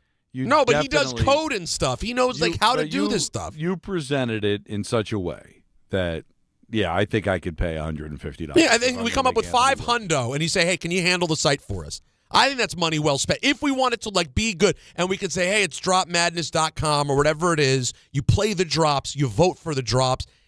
Assuming we could do it like that, I think it's worthwhile. I do like it, and if it all fails, just think about it like that, Don. We have somebody to blame. It won't be Anthony. It won't be any of our faults. It won't be like the. But we just blame Olu now. We'll just blame Olu. Even if the site's great and functions fantastic, we still blame Olu. So it's all Olu's fault. It sounds to me, though, because, listen, I know I'm not good at math, but I'm halfway decent at it. Sure, you're not a big math guy. If you're telling me $150, then I guess the extra money is going to be out of your pocket? You mean 150, 150, 200? Is that what you're saying? I guess so. The extra 50 will be you because you threw 150 at me. Well, it's what is it? It's 160 something. 167.50 or something. You said you're the math guy. There's one person to blame if this goes sideways. It's myself for allowing this to happen. That's the only person that will be blamed. It's a great point. You know what? Ultimately, we talk about our listeners as family. They want it. So we should give it to them. Right? I think the people who love our show, truly love our show. I think that was a deep statement that I just made. That was. I think the people who love our show love Drop Madness and don't want it to go anywhere. That's right. I really think Twitter has fallen off as a medium. I barely interact on it. I consider it just a bot farm and nonsense. Like, literally, when I sit here, the only time I'm on Twitter is when I scroll it during our show, and basically it's just like different pictures of butts and cleavage. Well, that's all it is. You didn't. That sounds like a you algorithm? No, it is a me algorithm, Anthony. I own that. I know who I am just the same way Twitter knows who I am. God bless. But God bless. Me bless. But at the same time, it used to show me some things of relevance, and now it's like, it's just ASS. Well, I had to drop Nancy's car off to get serviced, and I took an Uber home. Oh, Peter, And because I've got so much on my phone, Uber disappeared on me. To re-download the Uber, I had to get rid of a couple of apps. Oh, no. He's out of space. One of the apps I got rid of was Twitter. Yeah, well, who needs it? What is on, Peter? What is on this phone? Well, no, what is on? It's. I don't. He can't download an app. He's got all of Hillary Clinton's emails. That's where they went? Yeah, they're on Don's phone. Come on, you know this. How many pictures of Maya do you have? I mean, you must have some. Clearly enough to keep all the apps on his phone. Yeah, but you got the cloud, Don. That's why you got to have some stuff up on the cloud. No, doesn't it all go to the cloud? Well, yeah, but are you utilizing the cloud, or are you still just saving it all on your phone? No, did I take a picture and it's done? What do I got to do with it? Oh boy. Yeah. Okay. All right. You know what? Let's take a moment. Later in the week. No, let's regroup. Let's take a breather and let's regroup. We pivoted away from the Jet sound, so we'll get back to that. Let's get to the Jet. Also, I booked a guest for 6:30. The beloved and famous book spot is back, folks. Yes, it is. We thank the Mets for that. My friend David Shoemaker has a new book. He's a great writer. He famously used to write. He got started writing Dead Wrestler of the Week back in the day on Deadspin. That was how he first built his name. And so he does a great job writing about dead wrestlers. And he has a book called Why Hulk Hogan Matters. It's out today. We'll talk to David Shoemaker at 6:30, so that should be fun. All right, Don on the Rosenberg with you until 7 o'clock here on ESPN New York. This is the Michael K. Show. Here's the one thing I think is the conundrum for Brian Cashman. If Judge doesn't come back, now doctors reportedly are telling them that he is going to come back. When that's going to be, anybody's guess. But if Judge doesn't come back, by making trades and using collateral to get players back to fill holes, are you throwing good money after bad? I think they can make the playoffs without Judge. I don't think they can win a championship without Judge.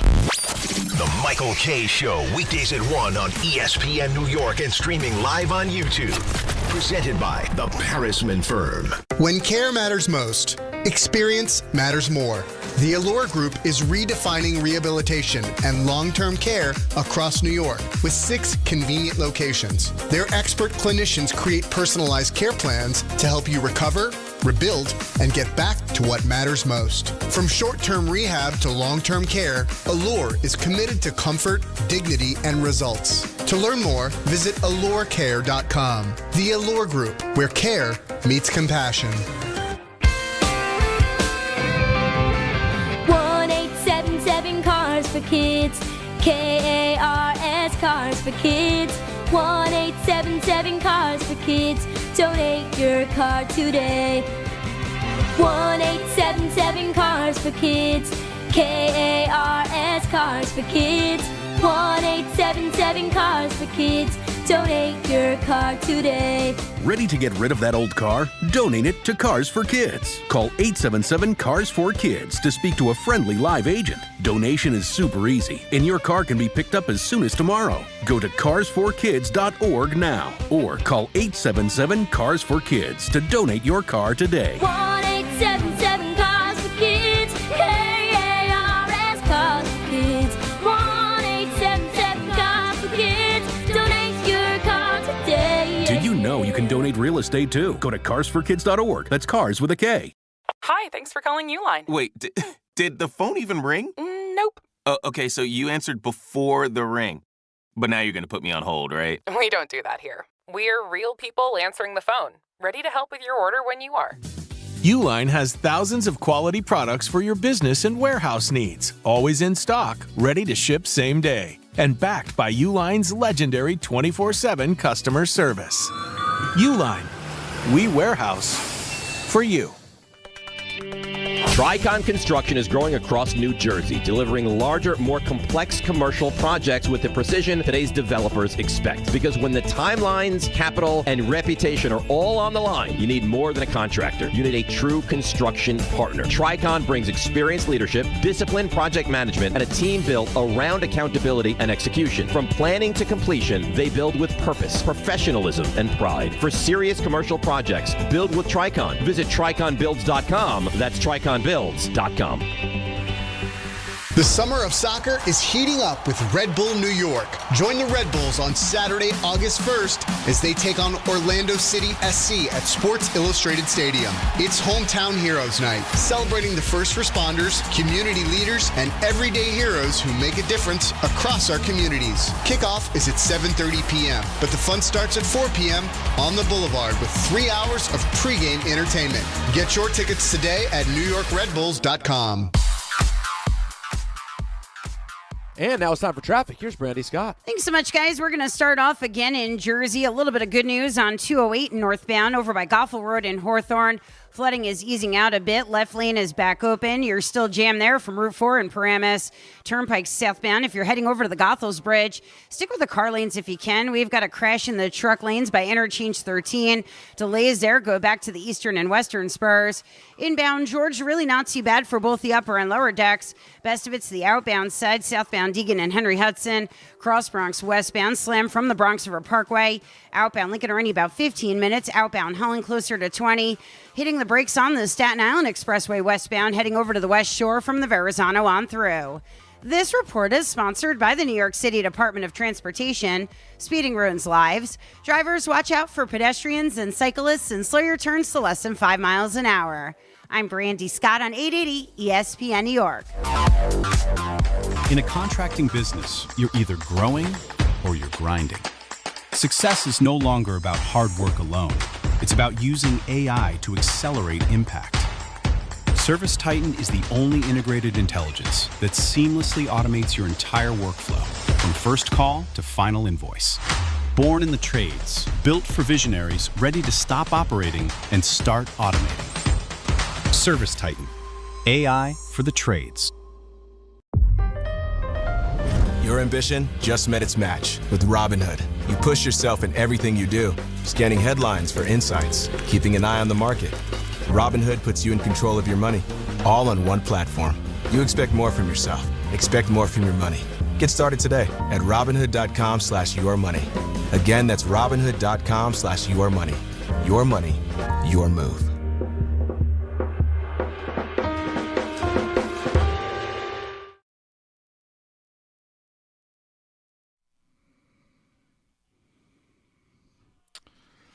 All right, Jets camp opened today as they get ready for the 2026 season. And people spoke.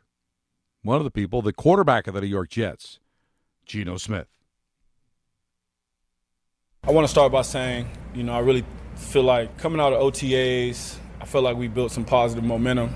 And, really, really happy with, where this team is right now. I really hate the fact that, something I was a part of could have been a distraction for, this team, my teammates, this organization, because a lot of hard work's been put in and a lot of guys have, put a lot of work in for us to be in a good spot as a team. I'm happy that, I'm able to put this behind me. I'm looking forward to moving forward and just continuing to build day by day with my guys. I really appreciate being a part of this team, a part of this organization again, and I look forward to just building every single day in training camp, getting better as a team, getting better as a player, and continuing the positive momentum. Peter, there is the prodigal son aspect of this. He had been here earlier in his career.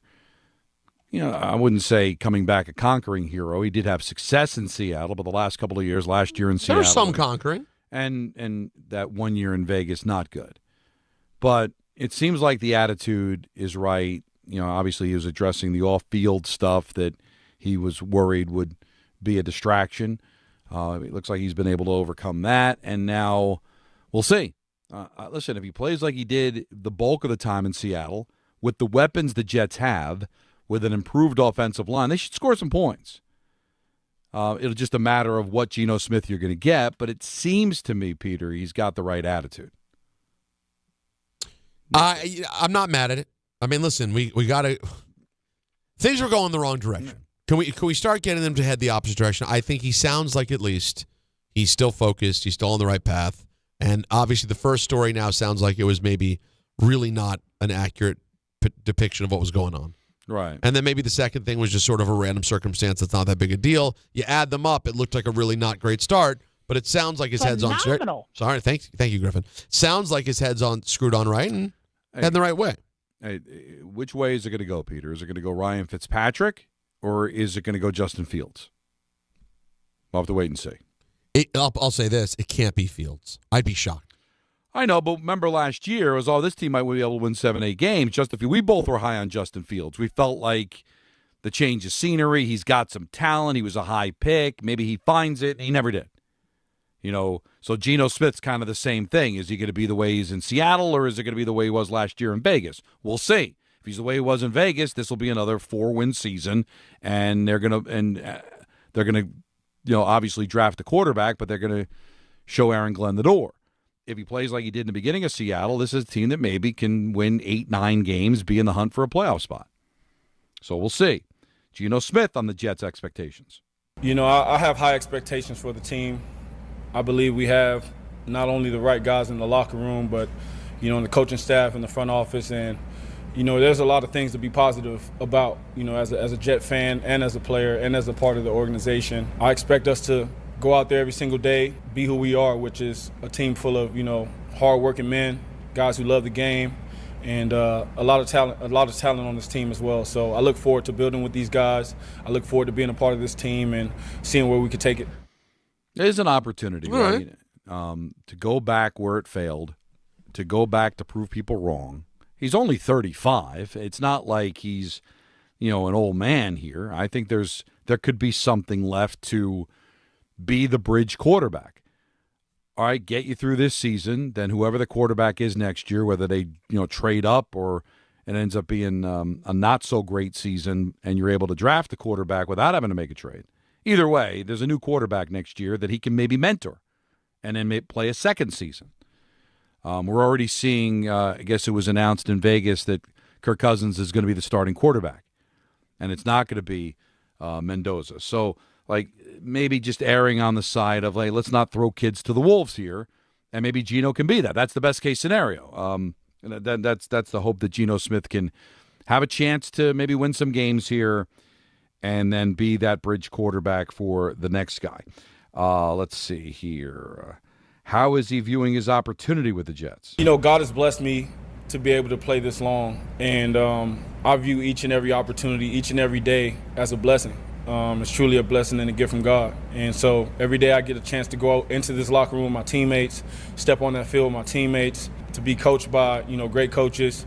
I'm truly humbled by it. And so I don't look too far ahead. I know that there's a lot of work to be done, and I'm extremely focused on making sure that we do the right thing as far as the process goes and let everything else handle itself as I've always done. Geno, how is it working with Glenn? AG has done a great job at laying out the blueprint for this team just laying where out. He wants to take us, and it's our job to bring that into manifestation. But I love it, man. I think the world of this organization. I think the world of Coach Glenn. I think he's a great coach, outstanding coach, and like I said, it's our job to go prove him right.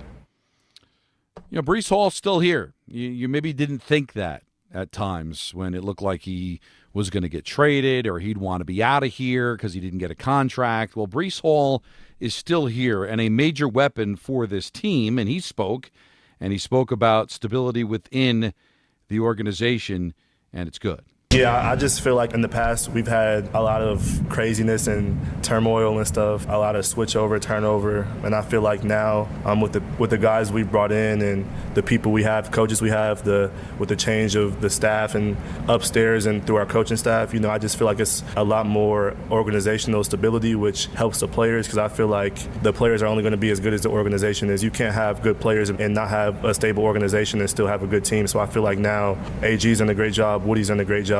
Mooj has done a great job of getting the right people in place, and I feel like that's a very big positive for us because it's going to seep down into us players and help us as well. Now help me out here, Peter. I don't want to sound like Michael Kay complaining about names and stuff. Aaron Glenn. It's 2 syllables. Okay. AG? AG is a thing. They're all running with AG. I don't like it. Well, but I'm telling you, it's AG is a good. It is a known. Listen, I'm not ranking it as high as AJ or DJ or MJ, but AG is a thing. I know it's a thing, but if your name is Armageddon Galusafov, then you know what, AG is probably a lot easier to say. It's Aaron Glenn. But then think about 3 it. syllables. But what do you AG? When you do initials for a coach, it's a nice in between, because Coach Glenn is very formal. I don't like it at all. Well, what don't you like about it? I mean, you know what? He's barely hanging on, man. Let's not throw. A-Rod's different. He's belting 60 home runs, all right? AG, can you win more than you lose in your season? I mean, you won 5 games. Now I'm throwing AG around? Listen, they can do what they want. They can adjust their coach how they want it. I'm just saying, I got no problem. Of all the things that I might be concerned it's just about. an observation. I got no issue with AG. And I don't like it. I mean, where do you rank this among things you don't like with the Jets? Well, listen. Top 30? It's just it's just a pet peeve of mine. Listen, I love Brandon Tierney. Never called him BT. I can handle Brandon Tierney. Listen, I know I'm dumb, but you know what? I can spit out that name. I don't need to shorten Brandon Tierney. What am I doing? Are words taking years off my life? I hear you, but that's different. You're not talking about Brandon Tierney every day. He's going to be asked about Aaron Glenn every day. I don't know. Coach. How about coach? Well, you like that better? Coach is so generic. When people call someone coach, it could refer to anyone. I know who you're talking about. I know you're talking about with AG. I don't know. I just think, let's do something first. Before we have a nickname? Yes. I'm going to give you the opportunity here. I don't know. I'm going to give Don the opportunity. This is rare. To just punt on this take. To just take a step back. I'm fine. I'm a big boy. I can handle myself. I don't need everybody to agree with me. You ganging up on me is only going to make me want to just double down. I know. Now you're going to double and triple down. I'm just saying. I just found it's one thing. If he's been around a while, if he's established himself as a coach, and you start, I don't know, man. I hear what you're saying. There's a very good chance that by November he's fired. Well, he'll become past tense AG. Listen, it's not that big. But then the next coach will get a nickname. That's right. And that'll be stupid too. Old Brick was Brick. Right. That's right. Remember Brick? Yeah. How did that work out? Bricked. Right. It bricked. That's right. He might as well have been Brick Tamlin at that point, right? He's out. We love Brick Tamlin. I'm just no. That's a perfect example. Brick with his perfect beard. All of a sudden, they're calling him Brick. Gone. Honestly, every Jet player, they should be calling him Mr. Glenn, because at least Aaron did something when he was a Jet. What have any of these guys done? AG, it's too informal, man. It's just too familiar. Thoughts on Doc Rivers? That's a guy who probably wasn't proven, but they've been calling him. But he was Doc throughout his entire NBA career. He was Doc. Hold on, but maybe Aaron Glenn among players was always AG. This is what I'm saying. He probably was AG before he was Coach Glenn? Dable was Dabes. It's just I don't like it. And how did that work out? I'm not. Don, give me one that worked out. Did anybody ever call Bill Parcells BP? Love playing for BP. They called him Tuna after he won a Super Bowl. I'm certainly not telling you to like it. I'm just saying that you have to like anything. You have had this take before. You don't like the nickname. It's not a thing. I'm not a nickname No, guy. you're not a nickname guy. Well, now you've stolen this bit from Michael. No. I don't steal anything from Michael. No, Michael can't. Because I'm not crazy. We criticize the names and everything. He would have made, even though it would have been inappropriate because her mom died, he would have been making fun of the girl's name that you mentioned at the bachelorette party. That's not a common name. Oh, right. No, he can't hear any name. He can't handle that stuff. He can't handle any name that's not Bill or Bob. He goes crazy. But imagine if there was let alone Skylar Aston. Well, how would you feel? It's not exactly the same. I get it, but just follow me here. Bill Parcells, his first year, goes 3-12-1. All right? They're interviewing Harry Carson going into 1984, and they're like, "Oh, I like Coach Tuna." You're like calling him Tuna?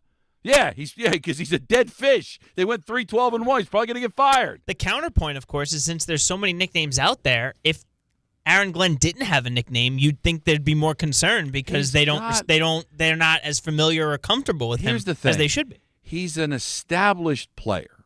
They know him. Aaron Glenn is a real cool, strong name, right? That's a good name. It's a name to be proud of. And if shorten it to AG, what are you trying to save air for the 100-yard dash? How about Coach Glenn? Let's do that. How about start winning some games? How about Coach Glenn? How about the old ball coach? Coach Reich.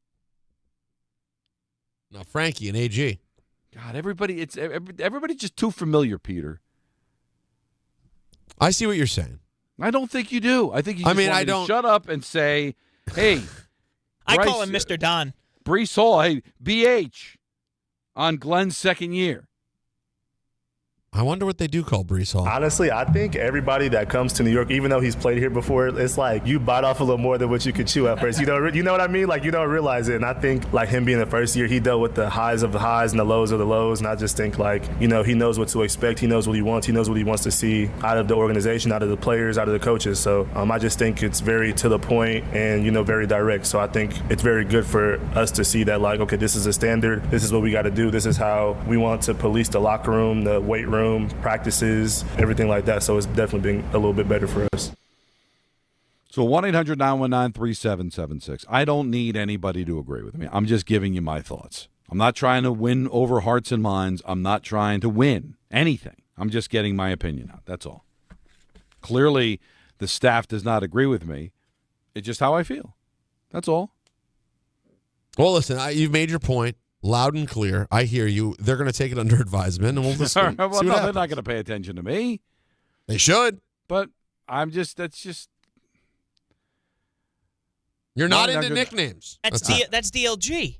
That's DLG to you and me. No, but nobody's ever called. The only thing anybody's ever called me was Wally used to call me Donnie Pucks, and I didn't love it. I like. Well, it's stuck though, some degree. But if you're being interviewed by Neil Best talking about what's it like to be on Don, Hahn, and Rosenberg, I'd smack you if you said, I love working with Donnie Puck. You wouldn't do it. You wouldn't disrespect me in that way. No, I never would. Not if you didn't like it. I don't think I'd hit you. I'd just be like, what are you doing? No, I've called you Donnie Pucks. You didn't threaten to hit me. No, but not in a formal, not in an interview.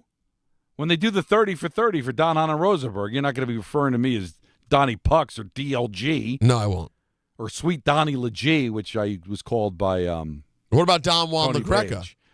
That's what Stephen A. Smith calls me. That's right. And I guarantee you, if there was a documentary, he would call you Don Juan LaGreca. And it would bother me. Really? You don't even find dead. You don't find it nice to have a nickname from one of the most powerful voices in all of media? I don't think he knows who I am when he does. Where's Don Juan LaGreca when I'm looking for him? What do you mean you don't think he knows who you are when he says Well, there's it? evidence right there. That's the drop the mic. He said my full name, so he knows who I am. Correct. Don, Hahn, and Rosenberg, ESPN New York. There you were, surrounded by fans. Everybody remembers the game. Nobody remembers the guy coughing behind you. Till a few days later, at 2 a.m., you wake up with a fever and your throat's on fire. Now what? Urgent care? Closed. ER? Slammed. Telehealth? Maybe, but the pharmacy's closed. You needed a medical emergency kit. These aren't first aid kits. They contain essential prescriptions used for over 30 common conditions. Sinus and ear infection, UTIs, stomach bugs, traveler's diarrhea, and more on hand before you need them. Use your doctor-developed guidebook to select the right prescription or call their telemedicine doctor standing by. It's like an urgent care and drugstore at home. When you're sick, traveling, or stranded, you'll wish you'd ordered a medical emergency kit. Order online in minutes and it's shipped to your door. And save $45 with my promo code 880 at urgentcarekit.com/880. That's promo code 880 at urgentcarekit.com/880. Mornings with DiPietro and Rothenberg. Do you know Sven? I do. Yeah, Sven Butenschon. Nice. You know him? He was on my team. Yeah, Sven Butenschon. When was the last time you talked to Sven Butenschon? Not recently, but he was my buddy when we played here. So if you saw him walking down the street, you'd be like, Sven, it's me, Rick. Yes. Big hug. Really? Oh, yeah. You know what became of Sven? DiPietro and Rothenberg. Morning 6 to 10 on ESPN New York and streaming live on YouTube. Hey, it's Alan Hahn. At Rings End, they're there to help realize your modern design visions. That's why they partner with Marvin. Engineered for big ideas, Marvin modern windows and doors deliver effortless elegance, expansive views, and industry-leading innovation, all in a modular system designed to meet the exacting principles of modern architecture. Experience Marvin Modern at a Rings End showroom today and create something stunning with them. Rings End is a certified Marvin installing retailer. Hey, Yankees fans. Join us at Yankee Stadium on Friday, August 21st, as the Yankees take on the Toronto Blue Jays. And don't miss Cody Bellinger Bobblehead Night, presented by T-Mobile. The first 18,000 guests through the gates will take home an exclusive Cody Bellinger bobblehead. Get here early, grab the giveaway, and cheer on the Bronx Bombers. Tickets are available now at Yankees.com/tickets. Right now, police are stepping up patrols to make sure drivers and pedestrians obey our crosswalk laws. Why? Because every year in New York, people are injured or killed just crossing the street. So remember, pedestrians, obey traffic signals and use crosswalks. And drivers, yield to pedestrians in crosswalks. If you don't, we will educate you on the law, and you may get a ticket, because tickets get attention, and that saves lives. A message from the Governor's Traffic Safety Committee. You know the feeling, that rush when you reach that goal, make somebody brag a little back home. That's success. And at University of Maryland Global Campus, we believe you should never stop chasing it. That's why UMGC offers an accredited skills-based education that helps move your career forward. We'll teach you how to apply emerging technologies like AI and data science, plus build your skills in leadership, communication, and critical thinking. Explore more than 100 degrees and certificates in business, cybersecurity, healthcare, and more. With affordable and online programs, you can unlock new opportunities to help you succeed again. At UMGC, success is yours for the taking and the making, and nothing should keep you from it, especially not an application fee. Apply now and we'll waive your application fee. Classes start August 12th. Learn more at umgc.edu. That's umgc.edu. Certified to operate in Virginia by Chev. This is the Michael K. Show. Here's the one thing I think is the conundrum for Brian Cashman. If Judge doesn't come back, now doctors reportedly are telling them that he is going to come back. When that's going to be, anybody's guess. But if Judge doesn't come back, by making trades and using collateral to get players back to fill holes, are you throwing good money after bad? I think they can make the playoffs without Judge. I don't think they can win a championship without Judge. The Michael K. Show, weekdays at 1 on ESPN New York and streaming live on YouTube. Presented by the Paris.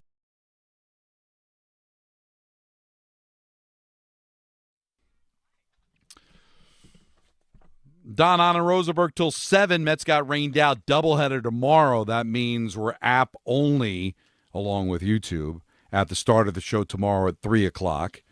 But the good news is we'll be able to take you to 7 tomorrow as well, because they'll just go right to first pitch of Game 2 between the Mets and the Braves. Weather's supposed to be much better tomorrow, so the Mets did the prudent thing and rained out the game tonight as there's storms all over the area. 1-800-919-3776. Let's go to Peanut. He's in Palm Bay. You're on ESPN New York. Hey, what's up, Don? What's up, Peter? What's up? I originally had a topic about the airports, but hearing Don talk about Aaron Glenn, that gives me another one to talk about. Which way you guys want to go? Do both. Have fun. Yeah, go ahead, man. It's July, for God's sake. Okay, all right. We'll start with the airport. All right, so if it came down to it, you guys are flying like media credential, like flying whatever the way you fly. Are you giving up your seat to keep a family together? Yeah. Well, hold on. I want to start at the beginning. First of all, there's no media credential on flying, okay? It's just whatever ticket you have. I don't know any better. I'm just asking. Oh, yeah, just so you know. Sorry, I'm not trying to be a know-it-all. You're absolutely right. We fly completely regular. Now, if sometimes like our job could book the airfare for us, and depending on your contract, you could have either business class or coach. Sadly, mine are all coach, and I'm upgrading, but you get the idea. Now, the question you're asking is... I'm with you, Peter. I go coach. No. I said they book coach. I now upgrade to first class, to business class, but I didn't do that until I was 40 years old. I want to be clear. The pandemic changed me, and I can't go back. But the question... Yeah, you got time. The question remains, would I move... So, assuming you don't mean move cabin, like, no, I'm not moving from business class to coach I don't think to keep a family together. That's unreasonable. However, any other circumstance... in which I would have... Are you talking about, though, potentially going from like an aisle or window to middle? Or are you saying you're just getting up and switching rows? I'm talking about missing the flight, period. Like, you keep a family together, and I'll be on the next one. It would have to be a situation in which you're traveling with no urgency whatsoever. Like, I don't know how often. I agree. Like, did this happen to you? Did you experience this? Like, are you talking like the family in Home Alone? I passed it up. I passed it up because I go on snowboarding trips and I go with my family. And there's been times where it's been offered and I whistle like it ain't part of me, you know. But if I really had to, I would, you know. Yeah, I've never had that situation come up, Dom, where like it's a Home Alone situation and the person's like, I need to get back on this flight because my child is home alone. No. Do you want my jewelry? Yeah, I couldn't imagine like I'm only going on a snowboard trip. If it's a family vacation, like I'll gladly like take a day and change to keep them together. Like whatever, I'm still gonna go snowboarding. It's fine, you know. I'll make it no matter what. Well, respect. I will let you make the comment about the Aaron Glenn, but for me, if there's a flight a little bit like, let's say it's a 7:00 flight and there's a flight at 10, and it's going to keep the family together, and no urgency to get there, and there's another flight, I'm not like coming back the next day. I'm not, switching airlines or going. I'm not going to go that crazy. But if it's something, all right, I'll go have dinner or something else. That's different. But if I got to wait the next day, go home. No, I'm not doing that. I'm also coming at it from like a broke fool route where like I really got to eat it, like where I really can't afford it. But like if I really had to, I'll do it to keep a family together, you know? Well, you're a good person. You're a mensch. You're no question. You're a mensch. What is your Glenn point? All right, the Glenn point. So, Don, you don't like the Aaron Glenn AG nickname, correct? Yes. What if he's using that as a way to like play down to them to like be like, I'm a player's coach. I haven't won yet, but hey, guess what? AG means I am the coach. And you will always refer to me as AG, the coach. Hey, listen. And we will get there together. That is a good point. I mean, that's a little hokey. All right. If that's the way he wants to be addressed, like when he introduces himself, he's like, call me AG. Now, that's a different story. I mean, what are you going to do? He wants to be called AG. I'd be more disrespectful to call him something else, right, Peter? But just on the surface of what I know, like calling him, it just seems silly, but maybe he likes that. Whatever. Like John Tortorella. He liked being called Torts. He didn't like being called John. It's like, so what am I supposed to do? I got to say Torts, right? But that would be familiar if I just called him Torts without being told to call him Torts.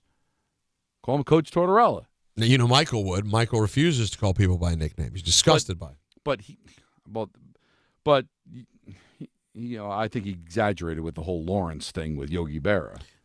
But if a guy says, I want to be called ass, you call him what he wants to be called.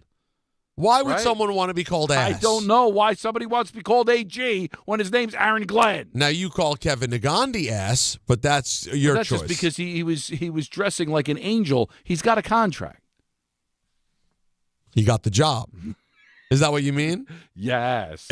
Or if someone died is the other time that you think that it's necessary to call people ASS.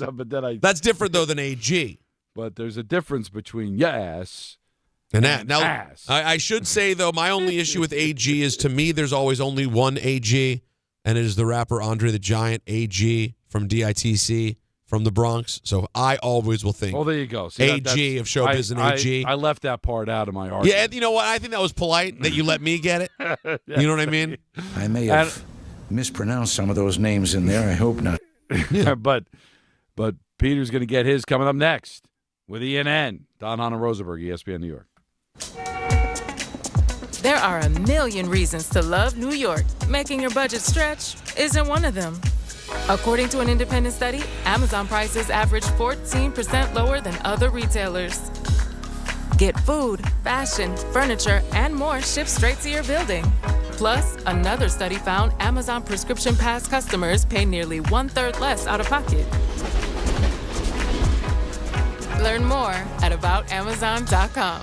It's summertime, so why are you still living with pain? If you're dealing with neck pain, back pain, joint pain, or nerve pain, don't wait any longer. Call Dr. Jay Shaw at Soundwell Pain. He's Ivy League trained, double board certified, no surgery, no long recovery, no relying on pain medication. Just non-surgical image-guided treatments that help you get your life back. With offices in Woodbridge, Livingston, and Inglewood, and most major insurances are accepted. Help is close. Go to SoundwellPain.com. Feel better this summer, not someday. Miller time. People think it just happens, but that's not true. You know what you gotta do? You gotta go say hello with some beers. Make the plans. Forget the couch. Go to that thing. Play the game. See him in person. Talk to that stranger. Live a little. Small acts of rebellion that bring us together. Because legendary moments start with a light. It's Miller time. Celebrate responsibly. 2026 Miller Brewing Company, Milwaukee, Wisconsin. Monkey Sports, built by players for players, is your one-stop shop for hockey, baseball, lacrosse, and more. Find top-name equipment and expert in-store services like sharpening, break-ins, and relacing. Shop in-store at Monkey Sports in Farmingdale or Woodbridge, or online for all the top brands. Whatever your sports, Monkey Sports gets you game ready fast. Monkey Sports, where athletes shop. Now let's take a look at the traffic with Brandy Scott. Thanks a million, guys. I hope you have a great rest of the night and get home safe and quick. We still have some heavy rain and thunderstorms moving through in spots. Flash flood warning still in effect, and a new issue in Jersey. 280 eastbound completely shut down with flooding over by exit 11 in Orange. Westbound side, some more water on the roadway in that area. You want to take your time. Crash on 80 eastbound in the locals right before Hudson Street in Hackensack. Add that to the weather. You're backed up onto southbound 17 into Paramus. Still have this crash on the turnpike southbound in the truck lanes over by the Goethals Bridge. Slow crawl there. You're backed up to the eastern and western spurs. Inbound George looking pretty good for both the upper and lower decks. Heaviest ride to the outbound side. Cross Bronx westbound. You're packed from the Bronx River Parkway. Outbound Lincoln already about 10 minutes. Outbound Holland closer to 20. And once you're in Jersey, avoid the outbound Skyway and accident by the Tunnelly Circle. I'm Brandy Scott on 880 ESPN New York. When's the last time payroll was the easy part of your week? With Gusto, it can be. Gusto is the all-in-one platform designed to take the hassle out of managing your team, from payroll and compliance to hiring, onboarding, and more. With Gusto, you can get back 2 full days each month with all the time you've saved. Go to gusto.com today and learn why over 500,000 small businesses choose Gusto. That's GUSTO.com. Gusto.com. Shohei Ohtani's interpreter was fired today. Ippei Mitsuhara ran up gambling debts to a Southern California bookmaking operation. The inside story of the biggest scandal in modern baseball. He was absolutely bananas, the amount of bets he was making. I've never seen anything like it. From 30 for 30 podcasts, this is The Betrayal of Shohei Ohtani. Presented by Gusto. Episodes 1 and 2 available now. Listen wherever you get podcasts. 880 ESPN, WHSQ, and WCBS-FM HD2, New York. A Good Karma Brands radio station. This is an ENN Special Report. Now reporting... The very handsome Jewish man, Peter Rosenberg. We should talk some sports. Do what you want. It's ENN.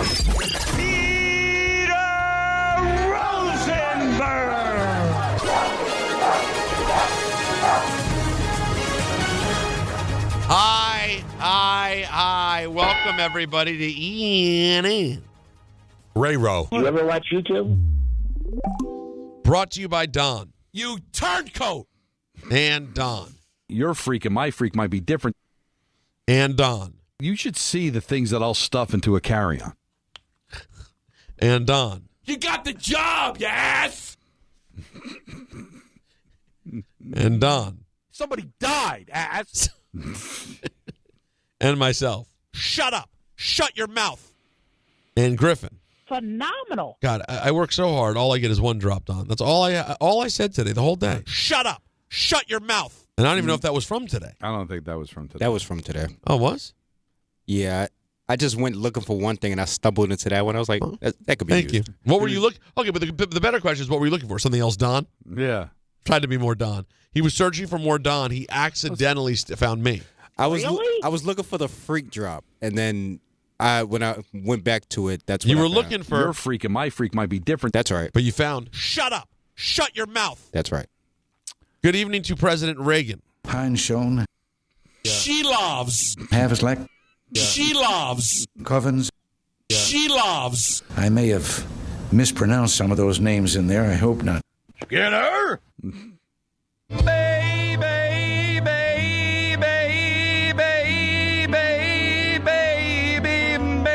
Let the boy watch.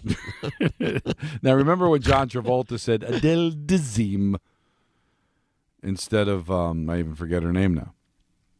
What are you talking about? What was that? The I don't know if it was the Tony. No, it couldn't have been the Tony Awards. It had to be the Oscars.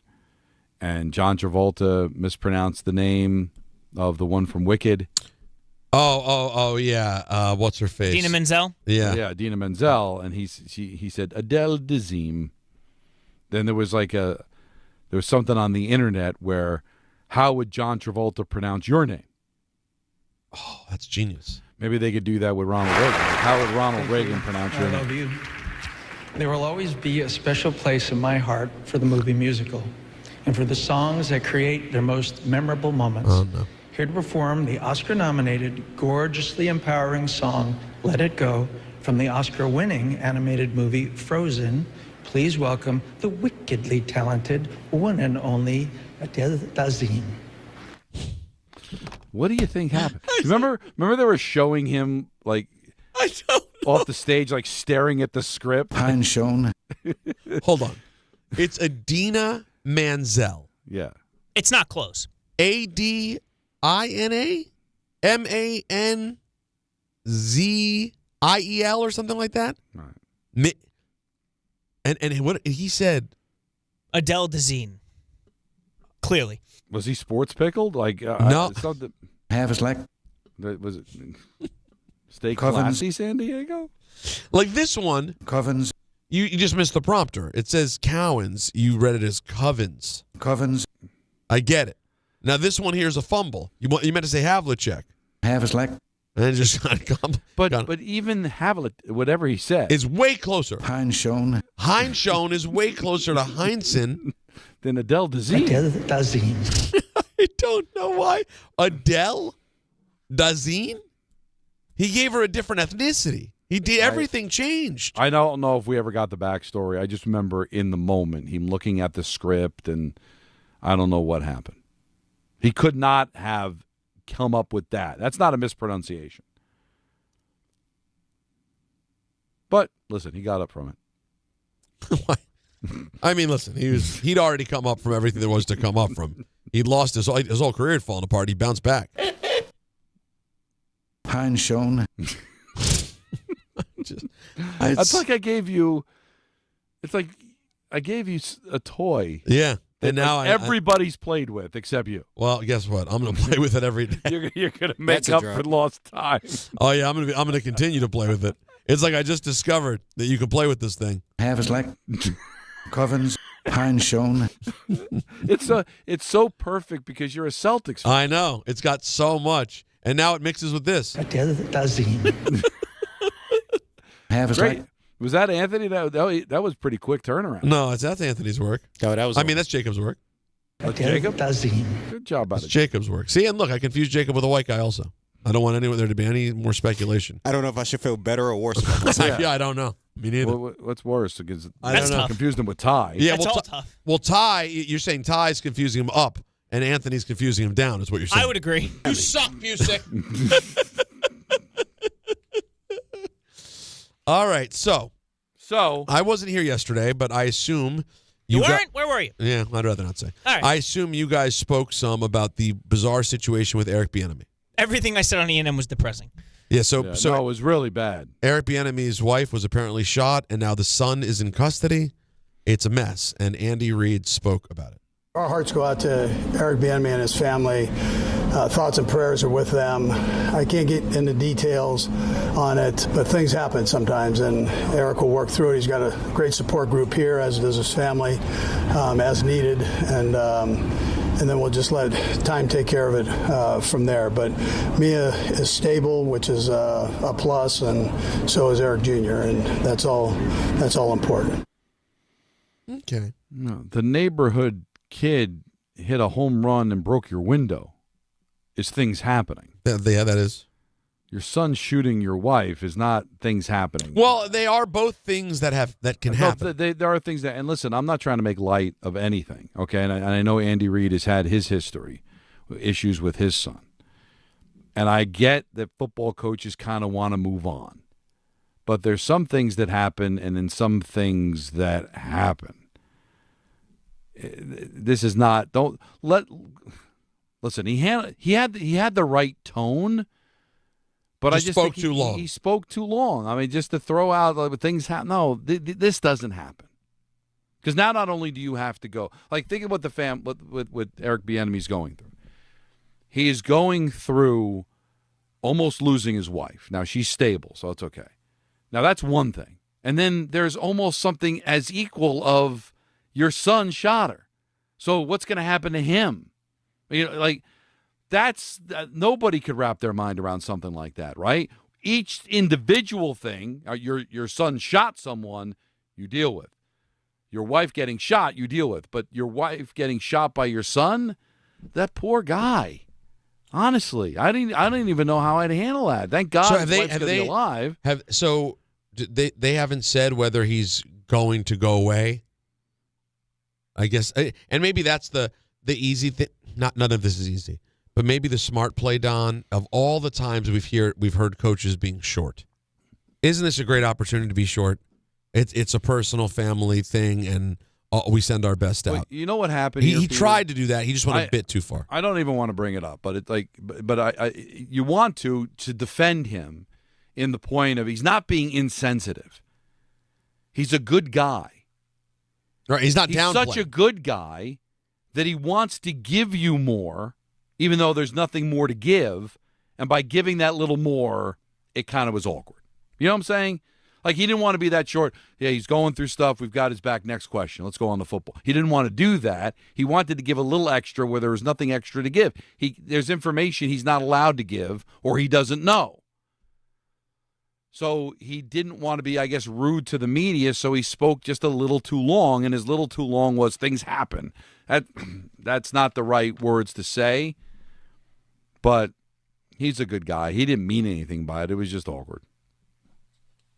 Man, it's and when you think about what Andy Reid has gone through, he lost his oldest child from an accidental overdose. That was in 2012, and then his one of his other kids, Britt, pled guilty.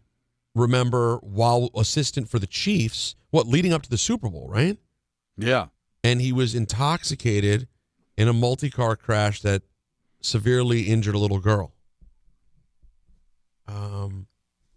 That's a lot, man. Andy Reid has dealt with a lot. Aren't you sometimes amazed when you hear the stories that some of these people in pro sports are dealing with personally? And you're like, how did you navigate through the job stuff? No, I don't know. It's bonkers. I don't know. I mean, I think about that. I remember, Tony Dungy's son killed himself, correct? While he was coaching. I mean, I don't know. I guess the job becomes the distraction to just kind of get back to some sort of normalcy by just throwing yourself into the job. And it's a job that's easy to throw yourself into, right? Because it's so hard. But I did an interview last week with a comedian, a very well-known comedian named Tony Baker, very funny guy, and I have to be honest, I don't follow his career closely. I just enjoy the stuff that I see come up of his. And Ebro booked him for our show. He turned out to be a great guest. It's on our YouTube if you want to watch it. And after chatting for an hour about fun stuff and loose stuff, I asked him about his family life, and he mentioned that he lost a child in 2021. And that then took over the next 45 minutes of conversation. We spoke for a long time about it.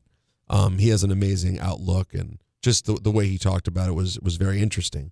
And I wanted to learn from him. But anyways, he pointed out and talked about that whole thing of like nobody understands how you can do it, and nobody who's a member of that club, that terrible club that nobody wants to be a member of. If you're not a member of the club, everybody says, I couldn't do it. I never could survive. And Tony was thoughtfully explaining he felt the same way. And then yet you end up in this situation because of a tragic circumstance, and yet you find a way, right? Yeah. So we can't understand it, but Andy Reid, man, he's been through a lot while he's also been at the top. He's had these immense professional. I mean, Don, think about it. He spent all those years in pro football, having good moments, but no ultimate success. Mm-hmm. And then he starts getting real big success right after and during having these personal tragedies. It's really, life is crazy, man. And that's probably what he meant when he said things happen, trying to say, listen, I know. Yeah, how exactly. To me. In his case, Don, things do happen. But this is so unique. It's just that double-edged sword of I'm mourning two things here. I'm mourning my wife being shot, and I'm now mourning what's going to happen to my son.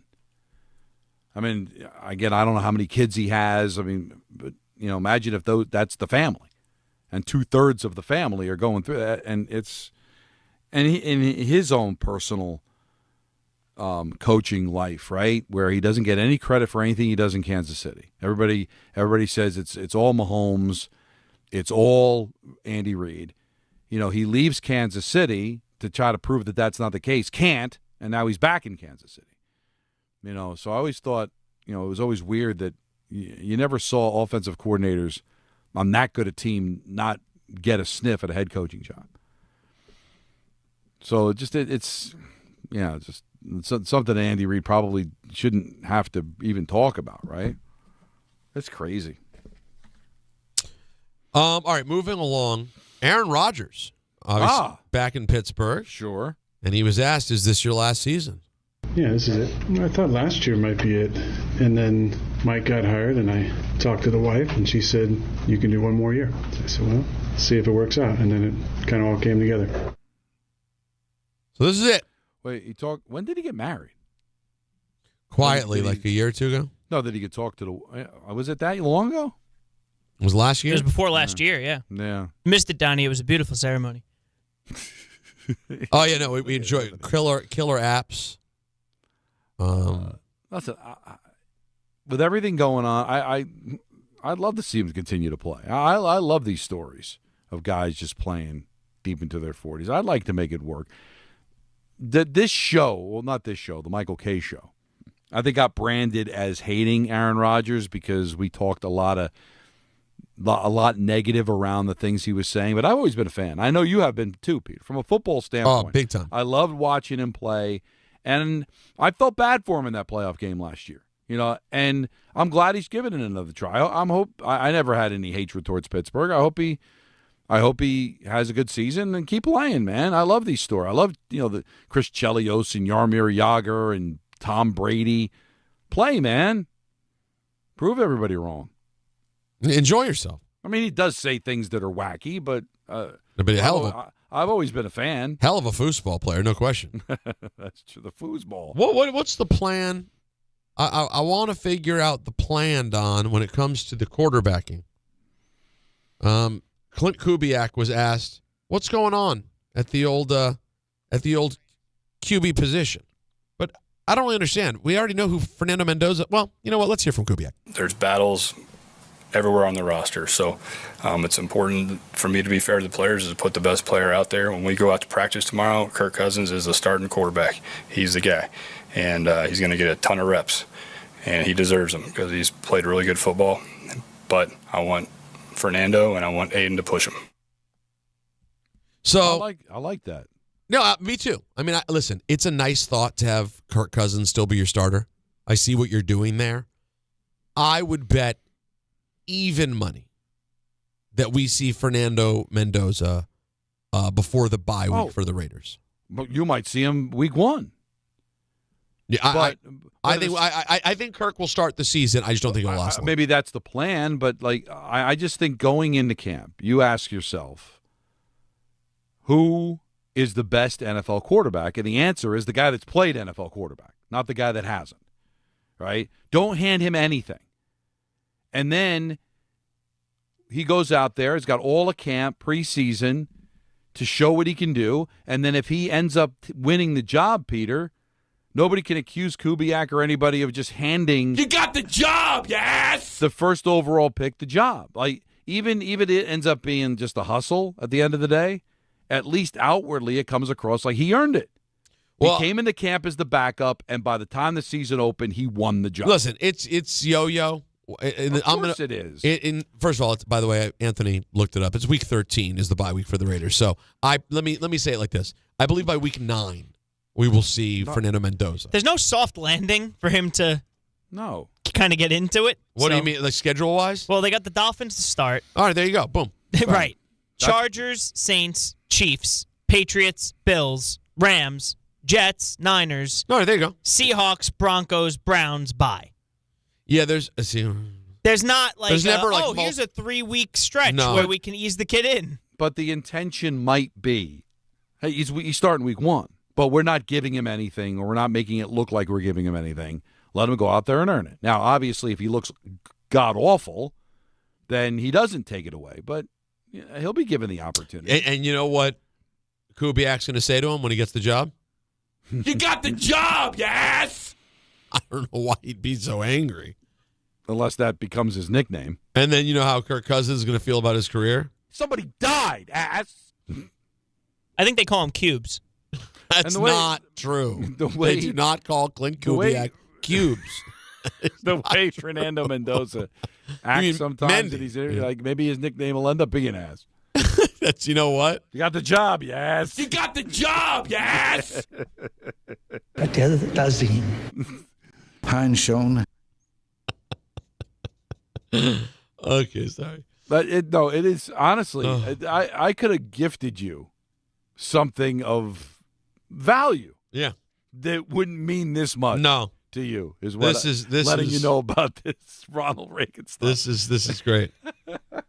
And then the QB chart actually for the Broncos is you got the starter, Hahn shown, the backup, Havslek, and then the practice squad, Covens, quarterbacks room. All right, so back to more controversy around the NFL. Okay. What the hell is going on with Kyle Shanahan? That's the question. Well, Kyle Shanahan has spoken to reporters for the first time since his auto accident on July 14th that, of course, we didn't find out about for about 2 weeks. According to Nick Wagoner of ESPN, Shanahan wanted to clarify that the collision was his fault. He said, quote, that he took his eyes off the road briefly to find his phone, which fell between the seats. When Shanahan looked up, he had crossed the center line and collided with the other car. Shanahan also said the California Highway Patrol's report, which placed fault on the other driver, was not accurate. The CHP database, as Shanahan explained it, had a clerical error. Well, I respect that. It's a good job by Shanahan. Obviously, you have to do it, or you'd end up looking like, You got the job, yes! So I just don't know how. I brought this up yesterday. I don't know how they kept this under wraps for 11 days. Well, I mean, it seemed like that the Bieniemy situation, for example, we found out within hours. Yeah. But the Shanahan situation stayed under the radar for like 2 weeks. I don't know how that happens. And then once the 49ers released information about the accident, which they had to do because he wasn't going to be there at camp, I mean, then stuff started coming out. So, like, there were reporters that seemed to have it and sat on it. And that's fine. Like, I didn't need to know this, but I just want to know how in this day and age, when it seems like TMZ finds out things before, like, the family does, that this was the thing that was kept quiet. And for what? It's just a car accident. Nobody died. Doesn't sound like anybody did anything illegal. It wasn't a DUI situation. He wasn't speeding. He was distracted, which I guess could get you a ticket. But, again, it doesn't seem like anything illegal happened. Like, what were they sitting on to keep this under time? Good for them. But it is weird. It's just odd in this day and age when we find out everything in real time that the head coach of the San Francisco 49ers can get in a serious car accident. People knew about it. The police obviously knew about it. There were reporters that knew about it, that were motivated to sit on it. Like, I don't know what that motivation was. Again, I didn't need to know. I wish life was more like this. But knowing that it's not makes me curious. Yeah, it is interesting. Jerry Jones spoke a little bit about the Dallas Cowboys. How about them Cowboys? What would be a successful season? Oh, I think to contend for a Super Bowl, really? Which would, if you contend, you got a real chance of being in it and being in the game. I think those are the kinds of things that I don't believe are an outlandish or a reach to expect, and so that's a successful season. I expect us to be significantly improved defensively, and I actually expect... Well, you better be, because you were dead last year. Cowboys! If they are, how did he put it? Drastically improved. They're at least playing in a championship game. Well, I'll tell you this. If their defense is worse than last year, they'll be playing against Marco, okay? So you can't get worse. Bad. It was bad. I mean, come on. Think about what the Giants did. Every quarterback lit that team up. Oh, yeah. But they're improved. So it doesn't have to. Their offense is so good, Peter, that they don't need to have a great defense. No. You have to have a passable defense. Like, who's the favorite in the NFC? Obviously Seattle, because they're the defending champions, right? But you wouldn't be shocked if they got picked off. Like, God loves Sam Darnold, but he's not, Patrick Mahomes. Philadelphia is still Philadelphia. I'm not. They were talking on the morning show, the Cuddle, Marry, Trash. Okay. The Packers, Lions, and Bears to win the NFC North, and they all married the Packers. I'm not. You're not feeling it. Why, they were good though. No, I'm not saying they're not good, but like. Wait, they married the Packers. Yeah, they married the Packers. Dave married the Packers. He cuddled the Lions and trashed the Bears. Rick married the Packers, cuddled the Bears, trashed the Lions. Believe it or not, according to them, Vegas has the Lions the favorite. I like the Bears, man. They showed me something last year. I think Caleb Williams is maturing into the best quarterback in that division. Goff's getting older. Don, let me tell you, listen, the odds on stuff, the Cowboys, do you know how much better the Cowboys' odds are than the Commanders in the NFC East? You would think the Cowboys really, showed so much. I'm not saying that the Cowboys won't be better. I'm just saying these odds follow bizarre trends. The Bears people act like the year didn't even happen. The Cowboys people act like they're going to the Super Bowl. Bears are plus 1250, Cowboys plus 1300 to win the conference. To win the conference. Yep. What are the Rams at the leader? The Rams are in the lead. They're plus 295. Seahawks are plus 600. They're second. Who was first? I'm sorry. The Rams are plus 295. Well, because they get Donald back. You've got Stafford coming off an MVP, but he's getting older. That division, outside of the Cardinals, plus 295 is a crazy number to win the conference. A lot happens during a season. They're also favorites, obviously, to win the Super Bowl. Real quick, some other NFC notes. Eagles signed Jalen Carter to a 4-year, $152 million extension. Yeah, he's rich and very, very good. Bucs quarterback Baker Mayfield reporting to training camp without a new deal, will play out the final year of his contract. That is going to be, if in fact they don't get it done and he stays healthy, he has one more sexy, good contract to get somewhere. Well, he's going to get $50 million. So if he can, So if he can, what you have to do though is you have to return the numbers you've been putting up, and you got to stay healthy. At this stage, you talk about a season with pressure on it. If Mayfield doesn't sign anything with them, you're really betting on yourself, because I'm sure they're offering him a decent deal. And they're winning that division, right? I mean, I would think so. And lastly, Justin Herbert has put a ring on my sister-in-law's boyfriend's daughter's finger. You going to get invited to the wedding? I don't think so. I mean, I'd have to see them, I think, at least once, Dope, for an invite. We'll make that happen. Justin Herbert and Madison Beer are now engaged. That's a very handsome couple. Those are a couple of good-looking kids. Their kid may be Superman. Yeah. Like, I mean, Herbert's like a giant man. By the way, I believe, is Herbert, he's in Freaktown, right? Yeah, I think he is. He's in Freaktown. Your freak and my freak might be different. What is he, 6'5"? I think Herbert's 6'6". 6'6". Yeah, that's freak. And Madison's Madison's what, 5'4"? Oh, wow. That's like the Aaron Judge situation. She's listed at 5'6". Listed at 5'6"? Oh, good for Madison. But it's a very sweet Long Island girl. Had a hell of a career for herself. Peter, you've got to find a way to meet, be a part of it so that you can get invited to that wedding. That's not nothing. I don't know what you'd gift, but that you've got to go to that wedding. Yeah, I mean, right now, all the family has spent time with her except me. I have not been. They all went to her concert at the Garden last week and saw her. I went to a concert of hers a couple of years ago. Now, I met her when she was a kid because she used to be managed by Scooter Braun. Well done. Now, that's actually not why I met her, though. I just ran into her at the airport. But she was, no joke, probably 15 at that time, like when her career was just sort of getting big. Do you guys remember Periscope? Remember that, Jacob? Periscope? Vaguely. There was so many of those kind of sites going around where you could because going live wasn't yet a thing you could do on Instagram or YouTube or Twitter. Oh, okay. So you needed a specific thing. I remember that. So I was just looking in my phone for the picture because I knew there was a picture of when I met her, and we did a Periscope together at the airport. This is literally 11 years ago when she was a child star. It's dead. I looked it up. I was like, where are Periscope videos? Dead. Gone. No, don't exist anymore. But anyways, congratulations to Justin and Madison. That'll do it for ENN. And coming up next, Don, we'll take a break, and my dear friend and an incredible author, David Shoemaker, is going to join us. He has a new book on Hulk Hogan called Why Hulk Hogan Matters. This is not a yo-yo friend of mine. This is a very legitimate and awesome writer. Oh, so you admit you have yo-yo friends. Of course. Yeah, well, you said it.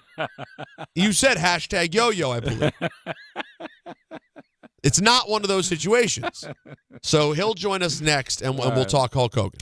Good. Don Anna Rosenberg, ESPN New York. Hi, this is Don LaGreca. Just like the New Jersey Devils bring intensity on the ice, Viking Pest Control brings the same level of protection to your home. And I know because I use Viking at my own place. The season may be over, but pests are always in play. So it's time to lock in your off-season defense. As the pest control provider and proud partner of the Devils, Viking delivers 45 years of trusted experience to keep ants, cockroaches, stinging insects, rodents, mosquitoes, and more out of your zone. And when you bundle pest control mosquito services, you score big savings. One call, one company, total peace of mind. Visit VikingPest.com. Protecting your home inside and out.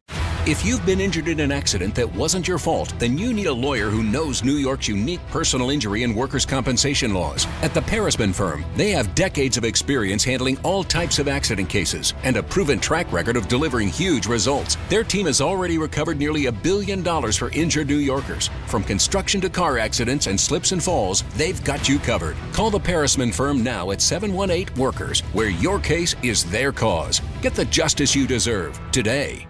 Harry Douglas here to help you ignite your taste buds with Firework Freeze 5-Hour Energy Shots. Juicy cherry, citrus lime, and blue raspberry. It's that iconic freezer pop flavor, but with none of that guilty sugar aftermath. The perfect summer kick. It's delicious, portable, zero sugar energy shot bursting with flavor.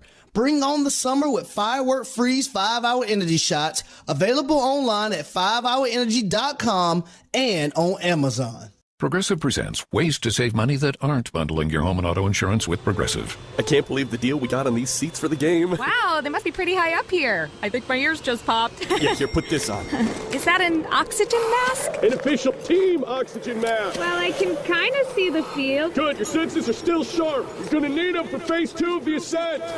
Don't save money by sitting in the nosebleeds. You could save hundreds by switching to Progressive. Get a quote at Progressive.com. Progressive Casualty Insurance Company, affiliates, and other insurers. Not available in all states or situations.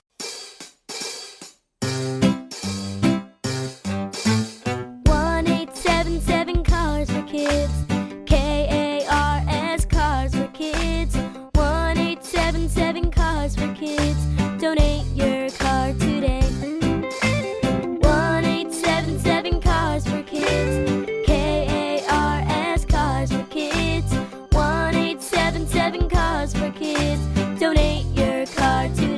get rid of that old car? Donate it to Cars for Kids. Call 877-CARS-4-KIDS to speak to a friendly live agent. Donation is super easy, and your car can be picked up as soon as tomorrow. Go to carsforkids.org now or call 877-CARS-4-KIDS to donate your car today. 1-877-CARS-FOR-KIDS.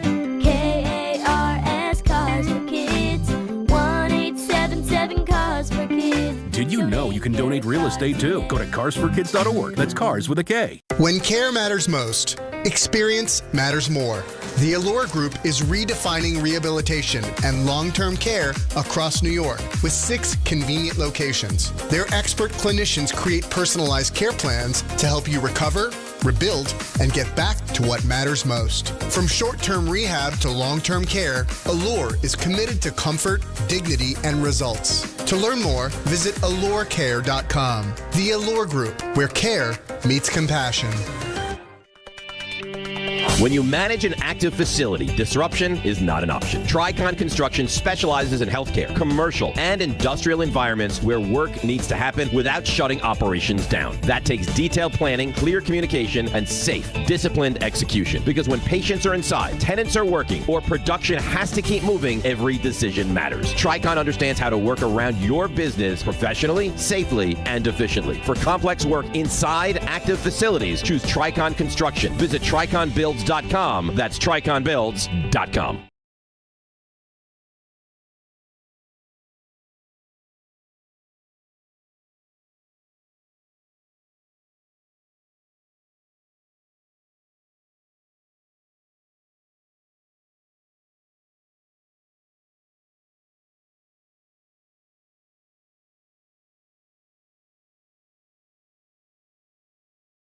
Author, one of the great wrestling historians, truly out there in the world today, is my good friend David Shoemaker.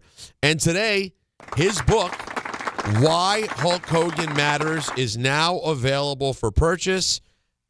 Shu, congrats on the book. It's Peter and Don. How are you? I'm doing great, guys. So grateful for you to have me on today. So first and foremost, for people out there listening who have heard, many different things, positive and negative, about Hulk Hogan over the last several years, without giving away the entire book, why does Hulk Hogan matter, Shu? I think that you sort of, in a sense, answer it with the question, right? You're thinking about somebody, and of course this all stems from his death a year ago, right? Where we wrestling fans have to sort of figure out how we feel. It's a person who you have such great memories of, and a person who you have such terrible memories of at the same time. It's just incredibly difficult to parse through. And so I wrote his obituary and I said, this feels weird. This is the last time I'm ever going to write about Hulk Hogan. I don't know if I've really worked through this. And then the idea of doing a book came up and I was like, okay, I should probably do it. It's not like it's not a book of history. It's not a straight biography. It's more of just some big moments in Hulk Hogan's career and sort of processing how I felt about him through those moments and what he means to Americans, to the world, and to wrestling fans, and to me personally. And sort of writing that last chapter was, a real experience. So what does he mean to you personally? Well, you got to kind of hold two things in your mind at one time, which is never a fun answer, right? I mean, to me, he is the reason I watch pro wrestling. I mean, he's literally the reason. A lot of wrestling fans of my age, my generation, have the same experience. It's like one day we were just watching wrestling and Hulk Hogan was the champion. And it's not like we were all like diehard WWF fans before he was there. He just brought in the crowds. And as he progressed with his career, as he turned heel in WCW, started the NWO, he maintained a relevance that was greater than any other pro wrestler. And then his post-career, his kind of post-retirement life took a real left turn. It's to me, what does he mean to me? He's the reason I watch wrestling, and he's now the reason that I can process. He's the point of comparison for processing your sort of disappointment in your heroes. Yeah, I thought, and I told you this last time I saw you, but your obit was brilliant. I thought you really did a great job just trying to work through all the emotions we have, because it was such a complicated thing. For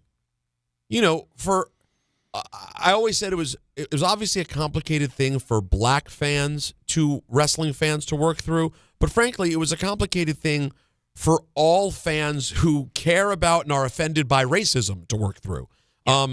The end of Hulk's life was so abhorrent, the things that he said, or the things that Terry Bollea said, that it really became hard to separate. And one of the things, Shu, that I always thought was fascinating about Hogan was he never seemed to get really comfortable with Terry Bollea, the man.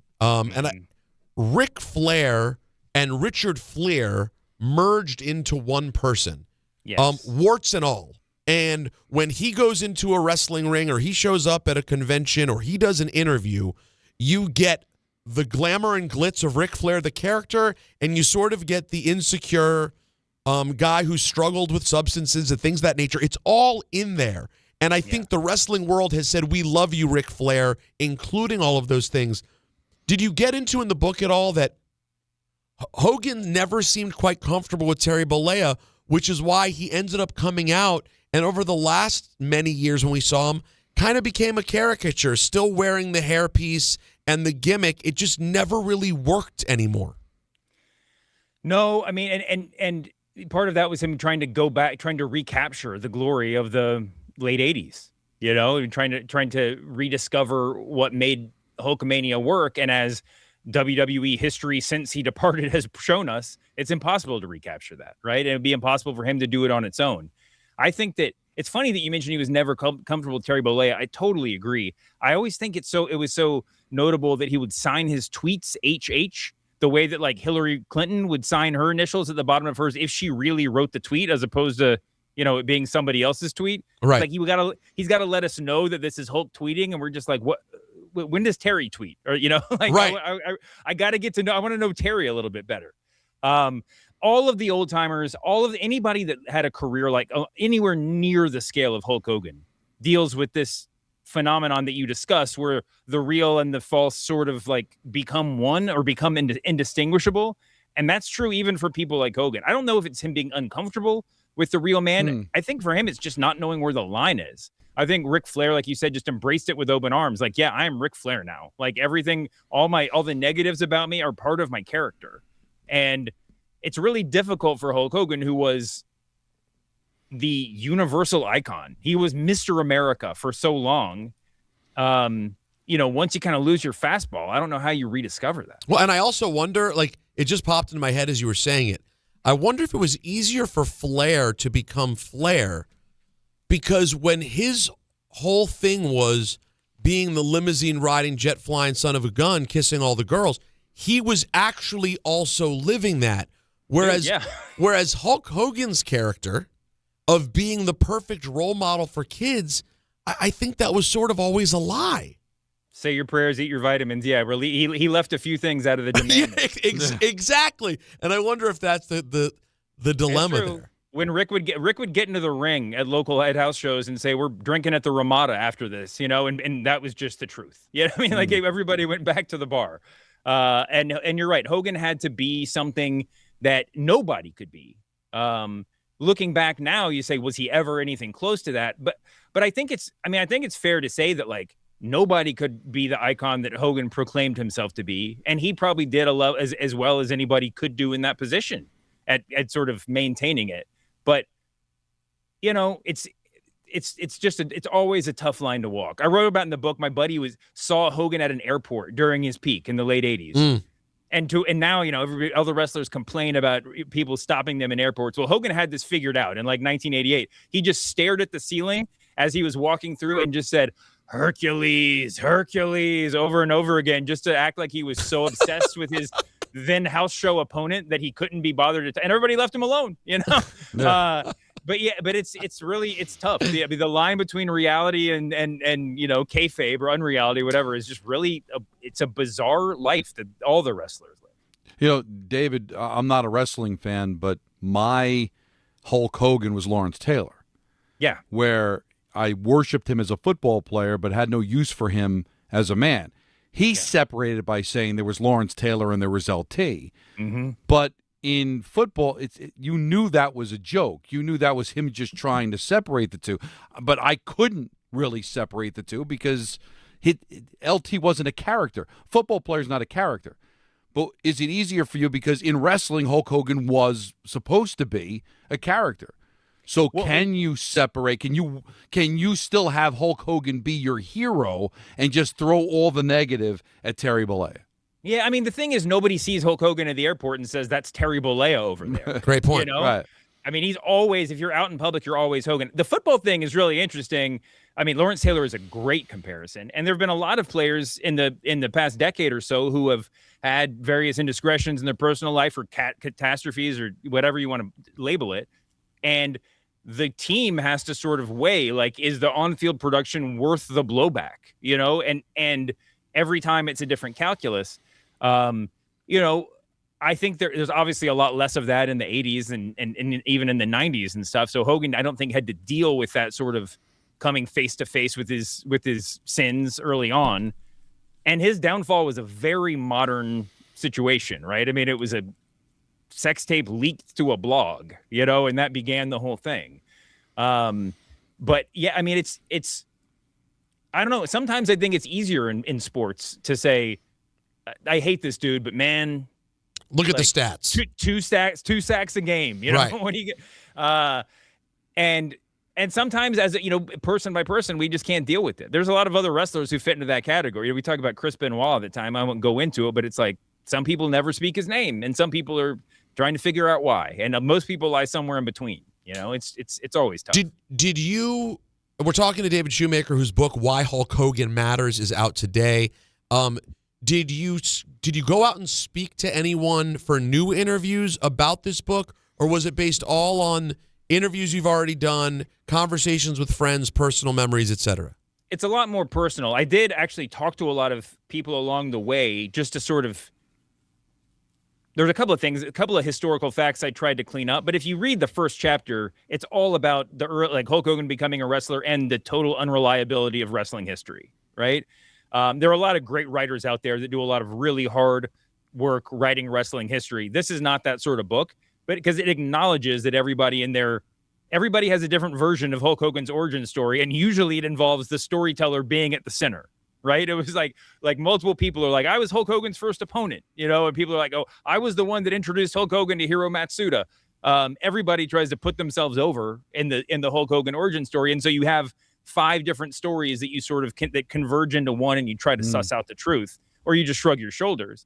But I talked to a lot of people as in the business, people that knew him, but I generally talked to them as wrestling fans, you know, and because that's where I was really wanting to come from with this. It's a shortish book, you know, like I wasn't trying to do anything definitive, but you know, the title is a reference to the great book Why Sinatra Matters, and and that's sort of where I came from. It's like, you know, there's a lot to be learned about from Hulk Hogan, not just as he doesn't just matter because he was the great American hero. You know, he matters in some ways a lot more deeply because of the last act of his life. And in the ways that we were supposed to learn in this cartoon fashion about being an upstanding citizen from the early Hogan, I think we can learn a lot more real things about, you know, what Hulk Hogan became. Did you write about it all, and do you have any memories that I may not remember of our interviewing Hogan together? For people who may not know, Shoemaker, the original iteration of my wrestling podcast, Cheap Heat, was our wrestling podcast, Cheap Heat. Shoemaker now still does his show, The Masked Man Show, with The Ringer, and of course, I now do Cheap Heat as of this week on WWE Radio. But congratulations, by the way. Oh, thank you. So. Did you write about, and do you have any recollections I may not have from when we interviewed Hulk Hogan in L.A. 12 years ago, whenever that was? Which is crazy how long it is. I was wearing my Hulk-a-size T-shirt, which was, I remember. I think it was his attempt to own the IP when Hulkamania was taking off, and he didn't own it. And the first thing he said to me was, "Oh, you're the one who bought that shirt." Right. No, the first, but I actually encountered him, saw him before that. If you remember, I did write about this in the book. We were sitting in the studio waiting for Hogan to show up at ESPN. And I was just sitting there thinking, God, I'm going to have to pee before this interview's over. And as soon as they said he's at the door, I made a dash for the bathroom because I was like, I have at least 5 minutes or at least 2 minutes, right? Except we didn't. the game of telephone went too fast, and I came out of the stall, and Hogan was in the bathroom putting in his hair extensions. And I was like, this is not the time to introduce myself to Hulk Hogan, because that was maybe the most Terry Bollea moment I had ever seen. Wow. Right? It was the most human I'd ever seen this guy. He was absolutely quiet, almost sad-faced, and just very like slow motion putting his costume on, to be Hulk Hogan. And so I snuck out behind him, and then we met him for real like 2 minutes later. Thank God he didn't see me, and thank God that now everybody knows I didn't wash my hands. But yeah, that was a real formative moment. I remember how excited we were. We were high-fiving at the end of that interview because we got some questions, we got some answers from him that nobody had ever gotten before, and it felt like we really, really like we had done something unique. And then he went out on the rest of his media tour and said the exact same things he said to us for the rest of the next By the way, few days. that is the most quintessential Hogan thing. I mean, Don, I'm telling you, as the years went on and I would bump into him more, somewhat frequently, he just to see how quickly he would go into character. I mean, I'm not kidding. There was a time, Shu, when I ran into him in the WrestleMania hotel in the hallway near the green room.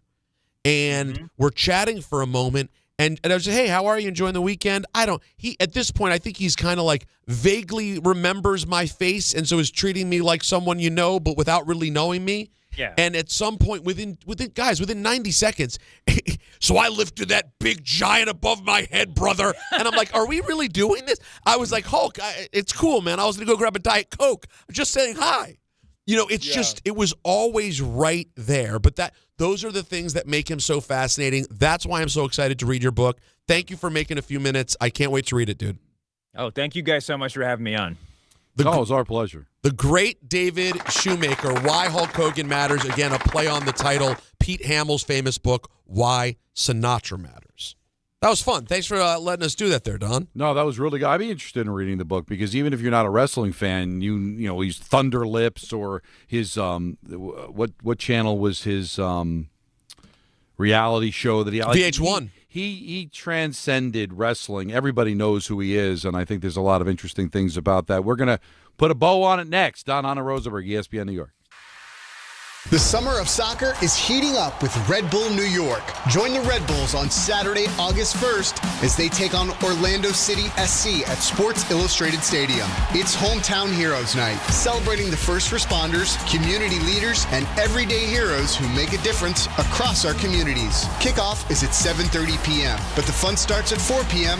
on the Boulevard with 3 hours of pregame entertainment. Get your tickets today at NewYorkRedBulls.com. At Uline, the prevailing opinion is, if you don't live it, you don't believe it. The people at Uline believe in hard work, and they live it by being there 24/7 to answer your call, having 41,000 items in stock, and offering same-day shipping from 12 locations across North America. Business owners, sellers, buyers, shippers, and packers believe it. Uline is the hard-working, dependable source for your shipping and industrial supplies. Visit uline.com.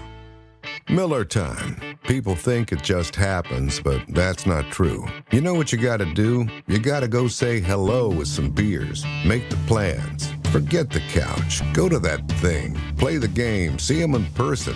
Talk to that stranger. Live a little. Small acts of rebellion that bring us together. Because legendary moments start with a light. It's Miller time.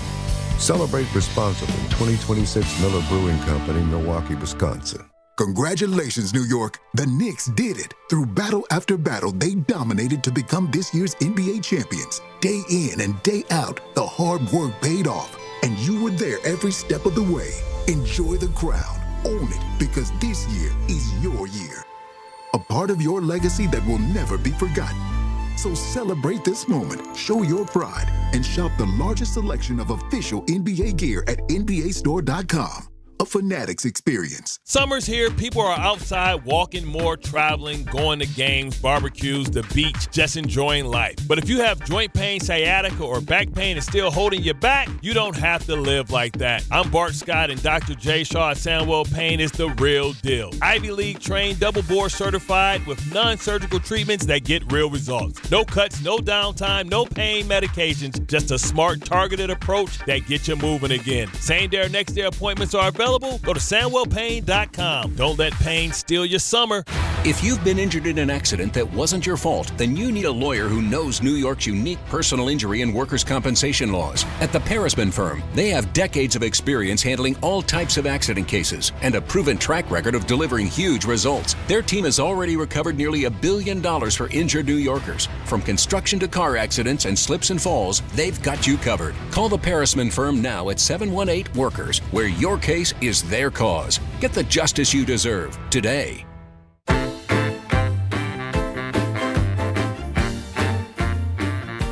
Well, that was fun. We just spoke to my friend, David Shoemaker. I want to see if I can get Why Hulk Hogan Matters in the store.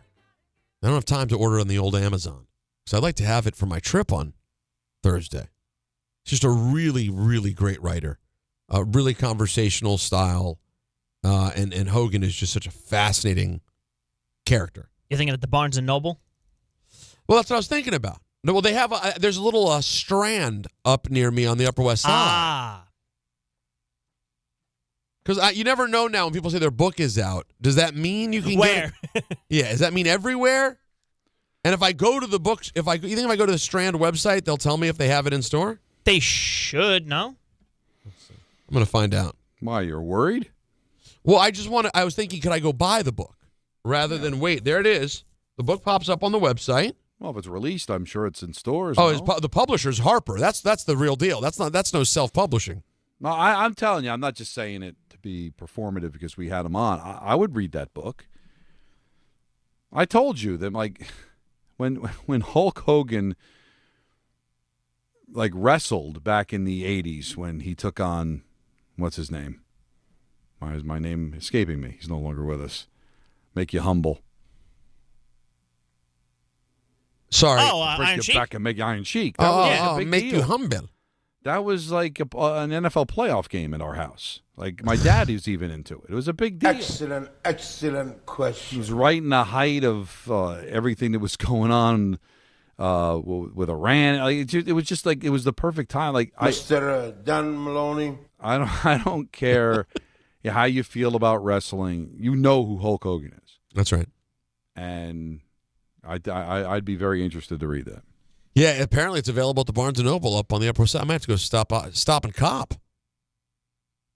And he said it's not 600 pages. It's not my Cat Stevens book. How's that going, by the way? Yeah, how are you doing on that? On the 286, page 286. I'm about halfway. A lot going on. A lot. That's a lot of book. I wanted to get it done before I went down the shore next week because I don't know if we got room in the car for it. But now, is there a chance that you could read a book while you're down the shore? Yeah, absolutely. You'll have some time? Yeah. Okay.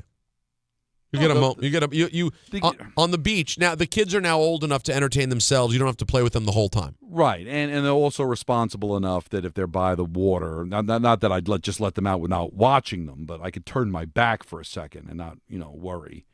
They're good swimmers and they know not to go too far out.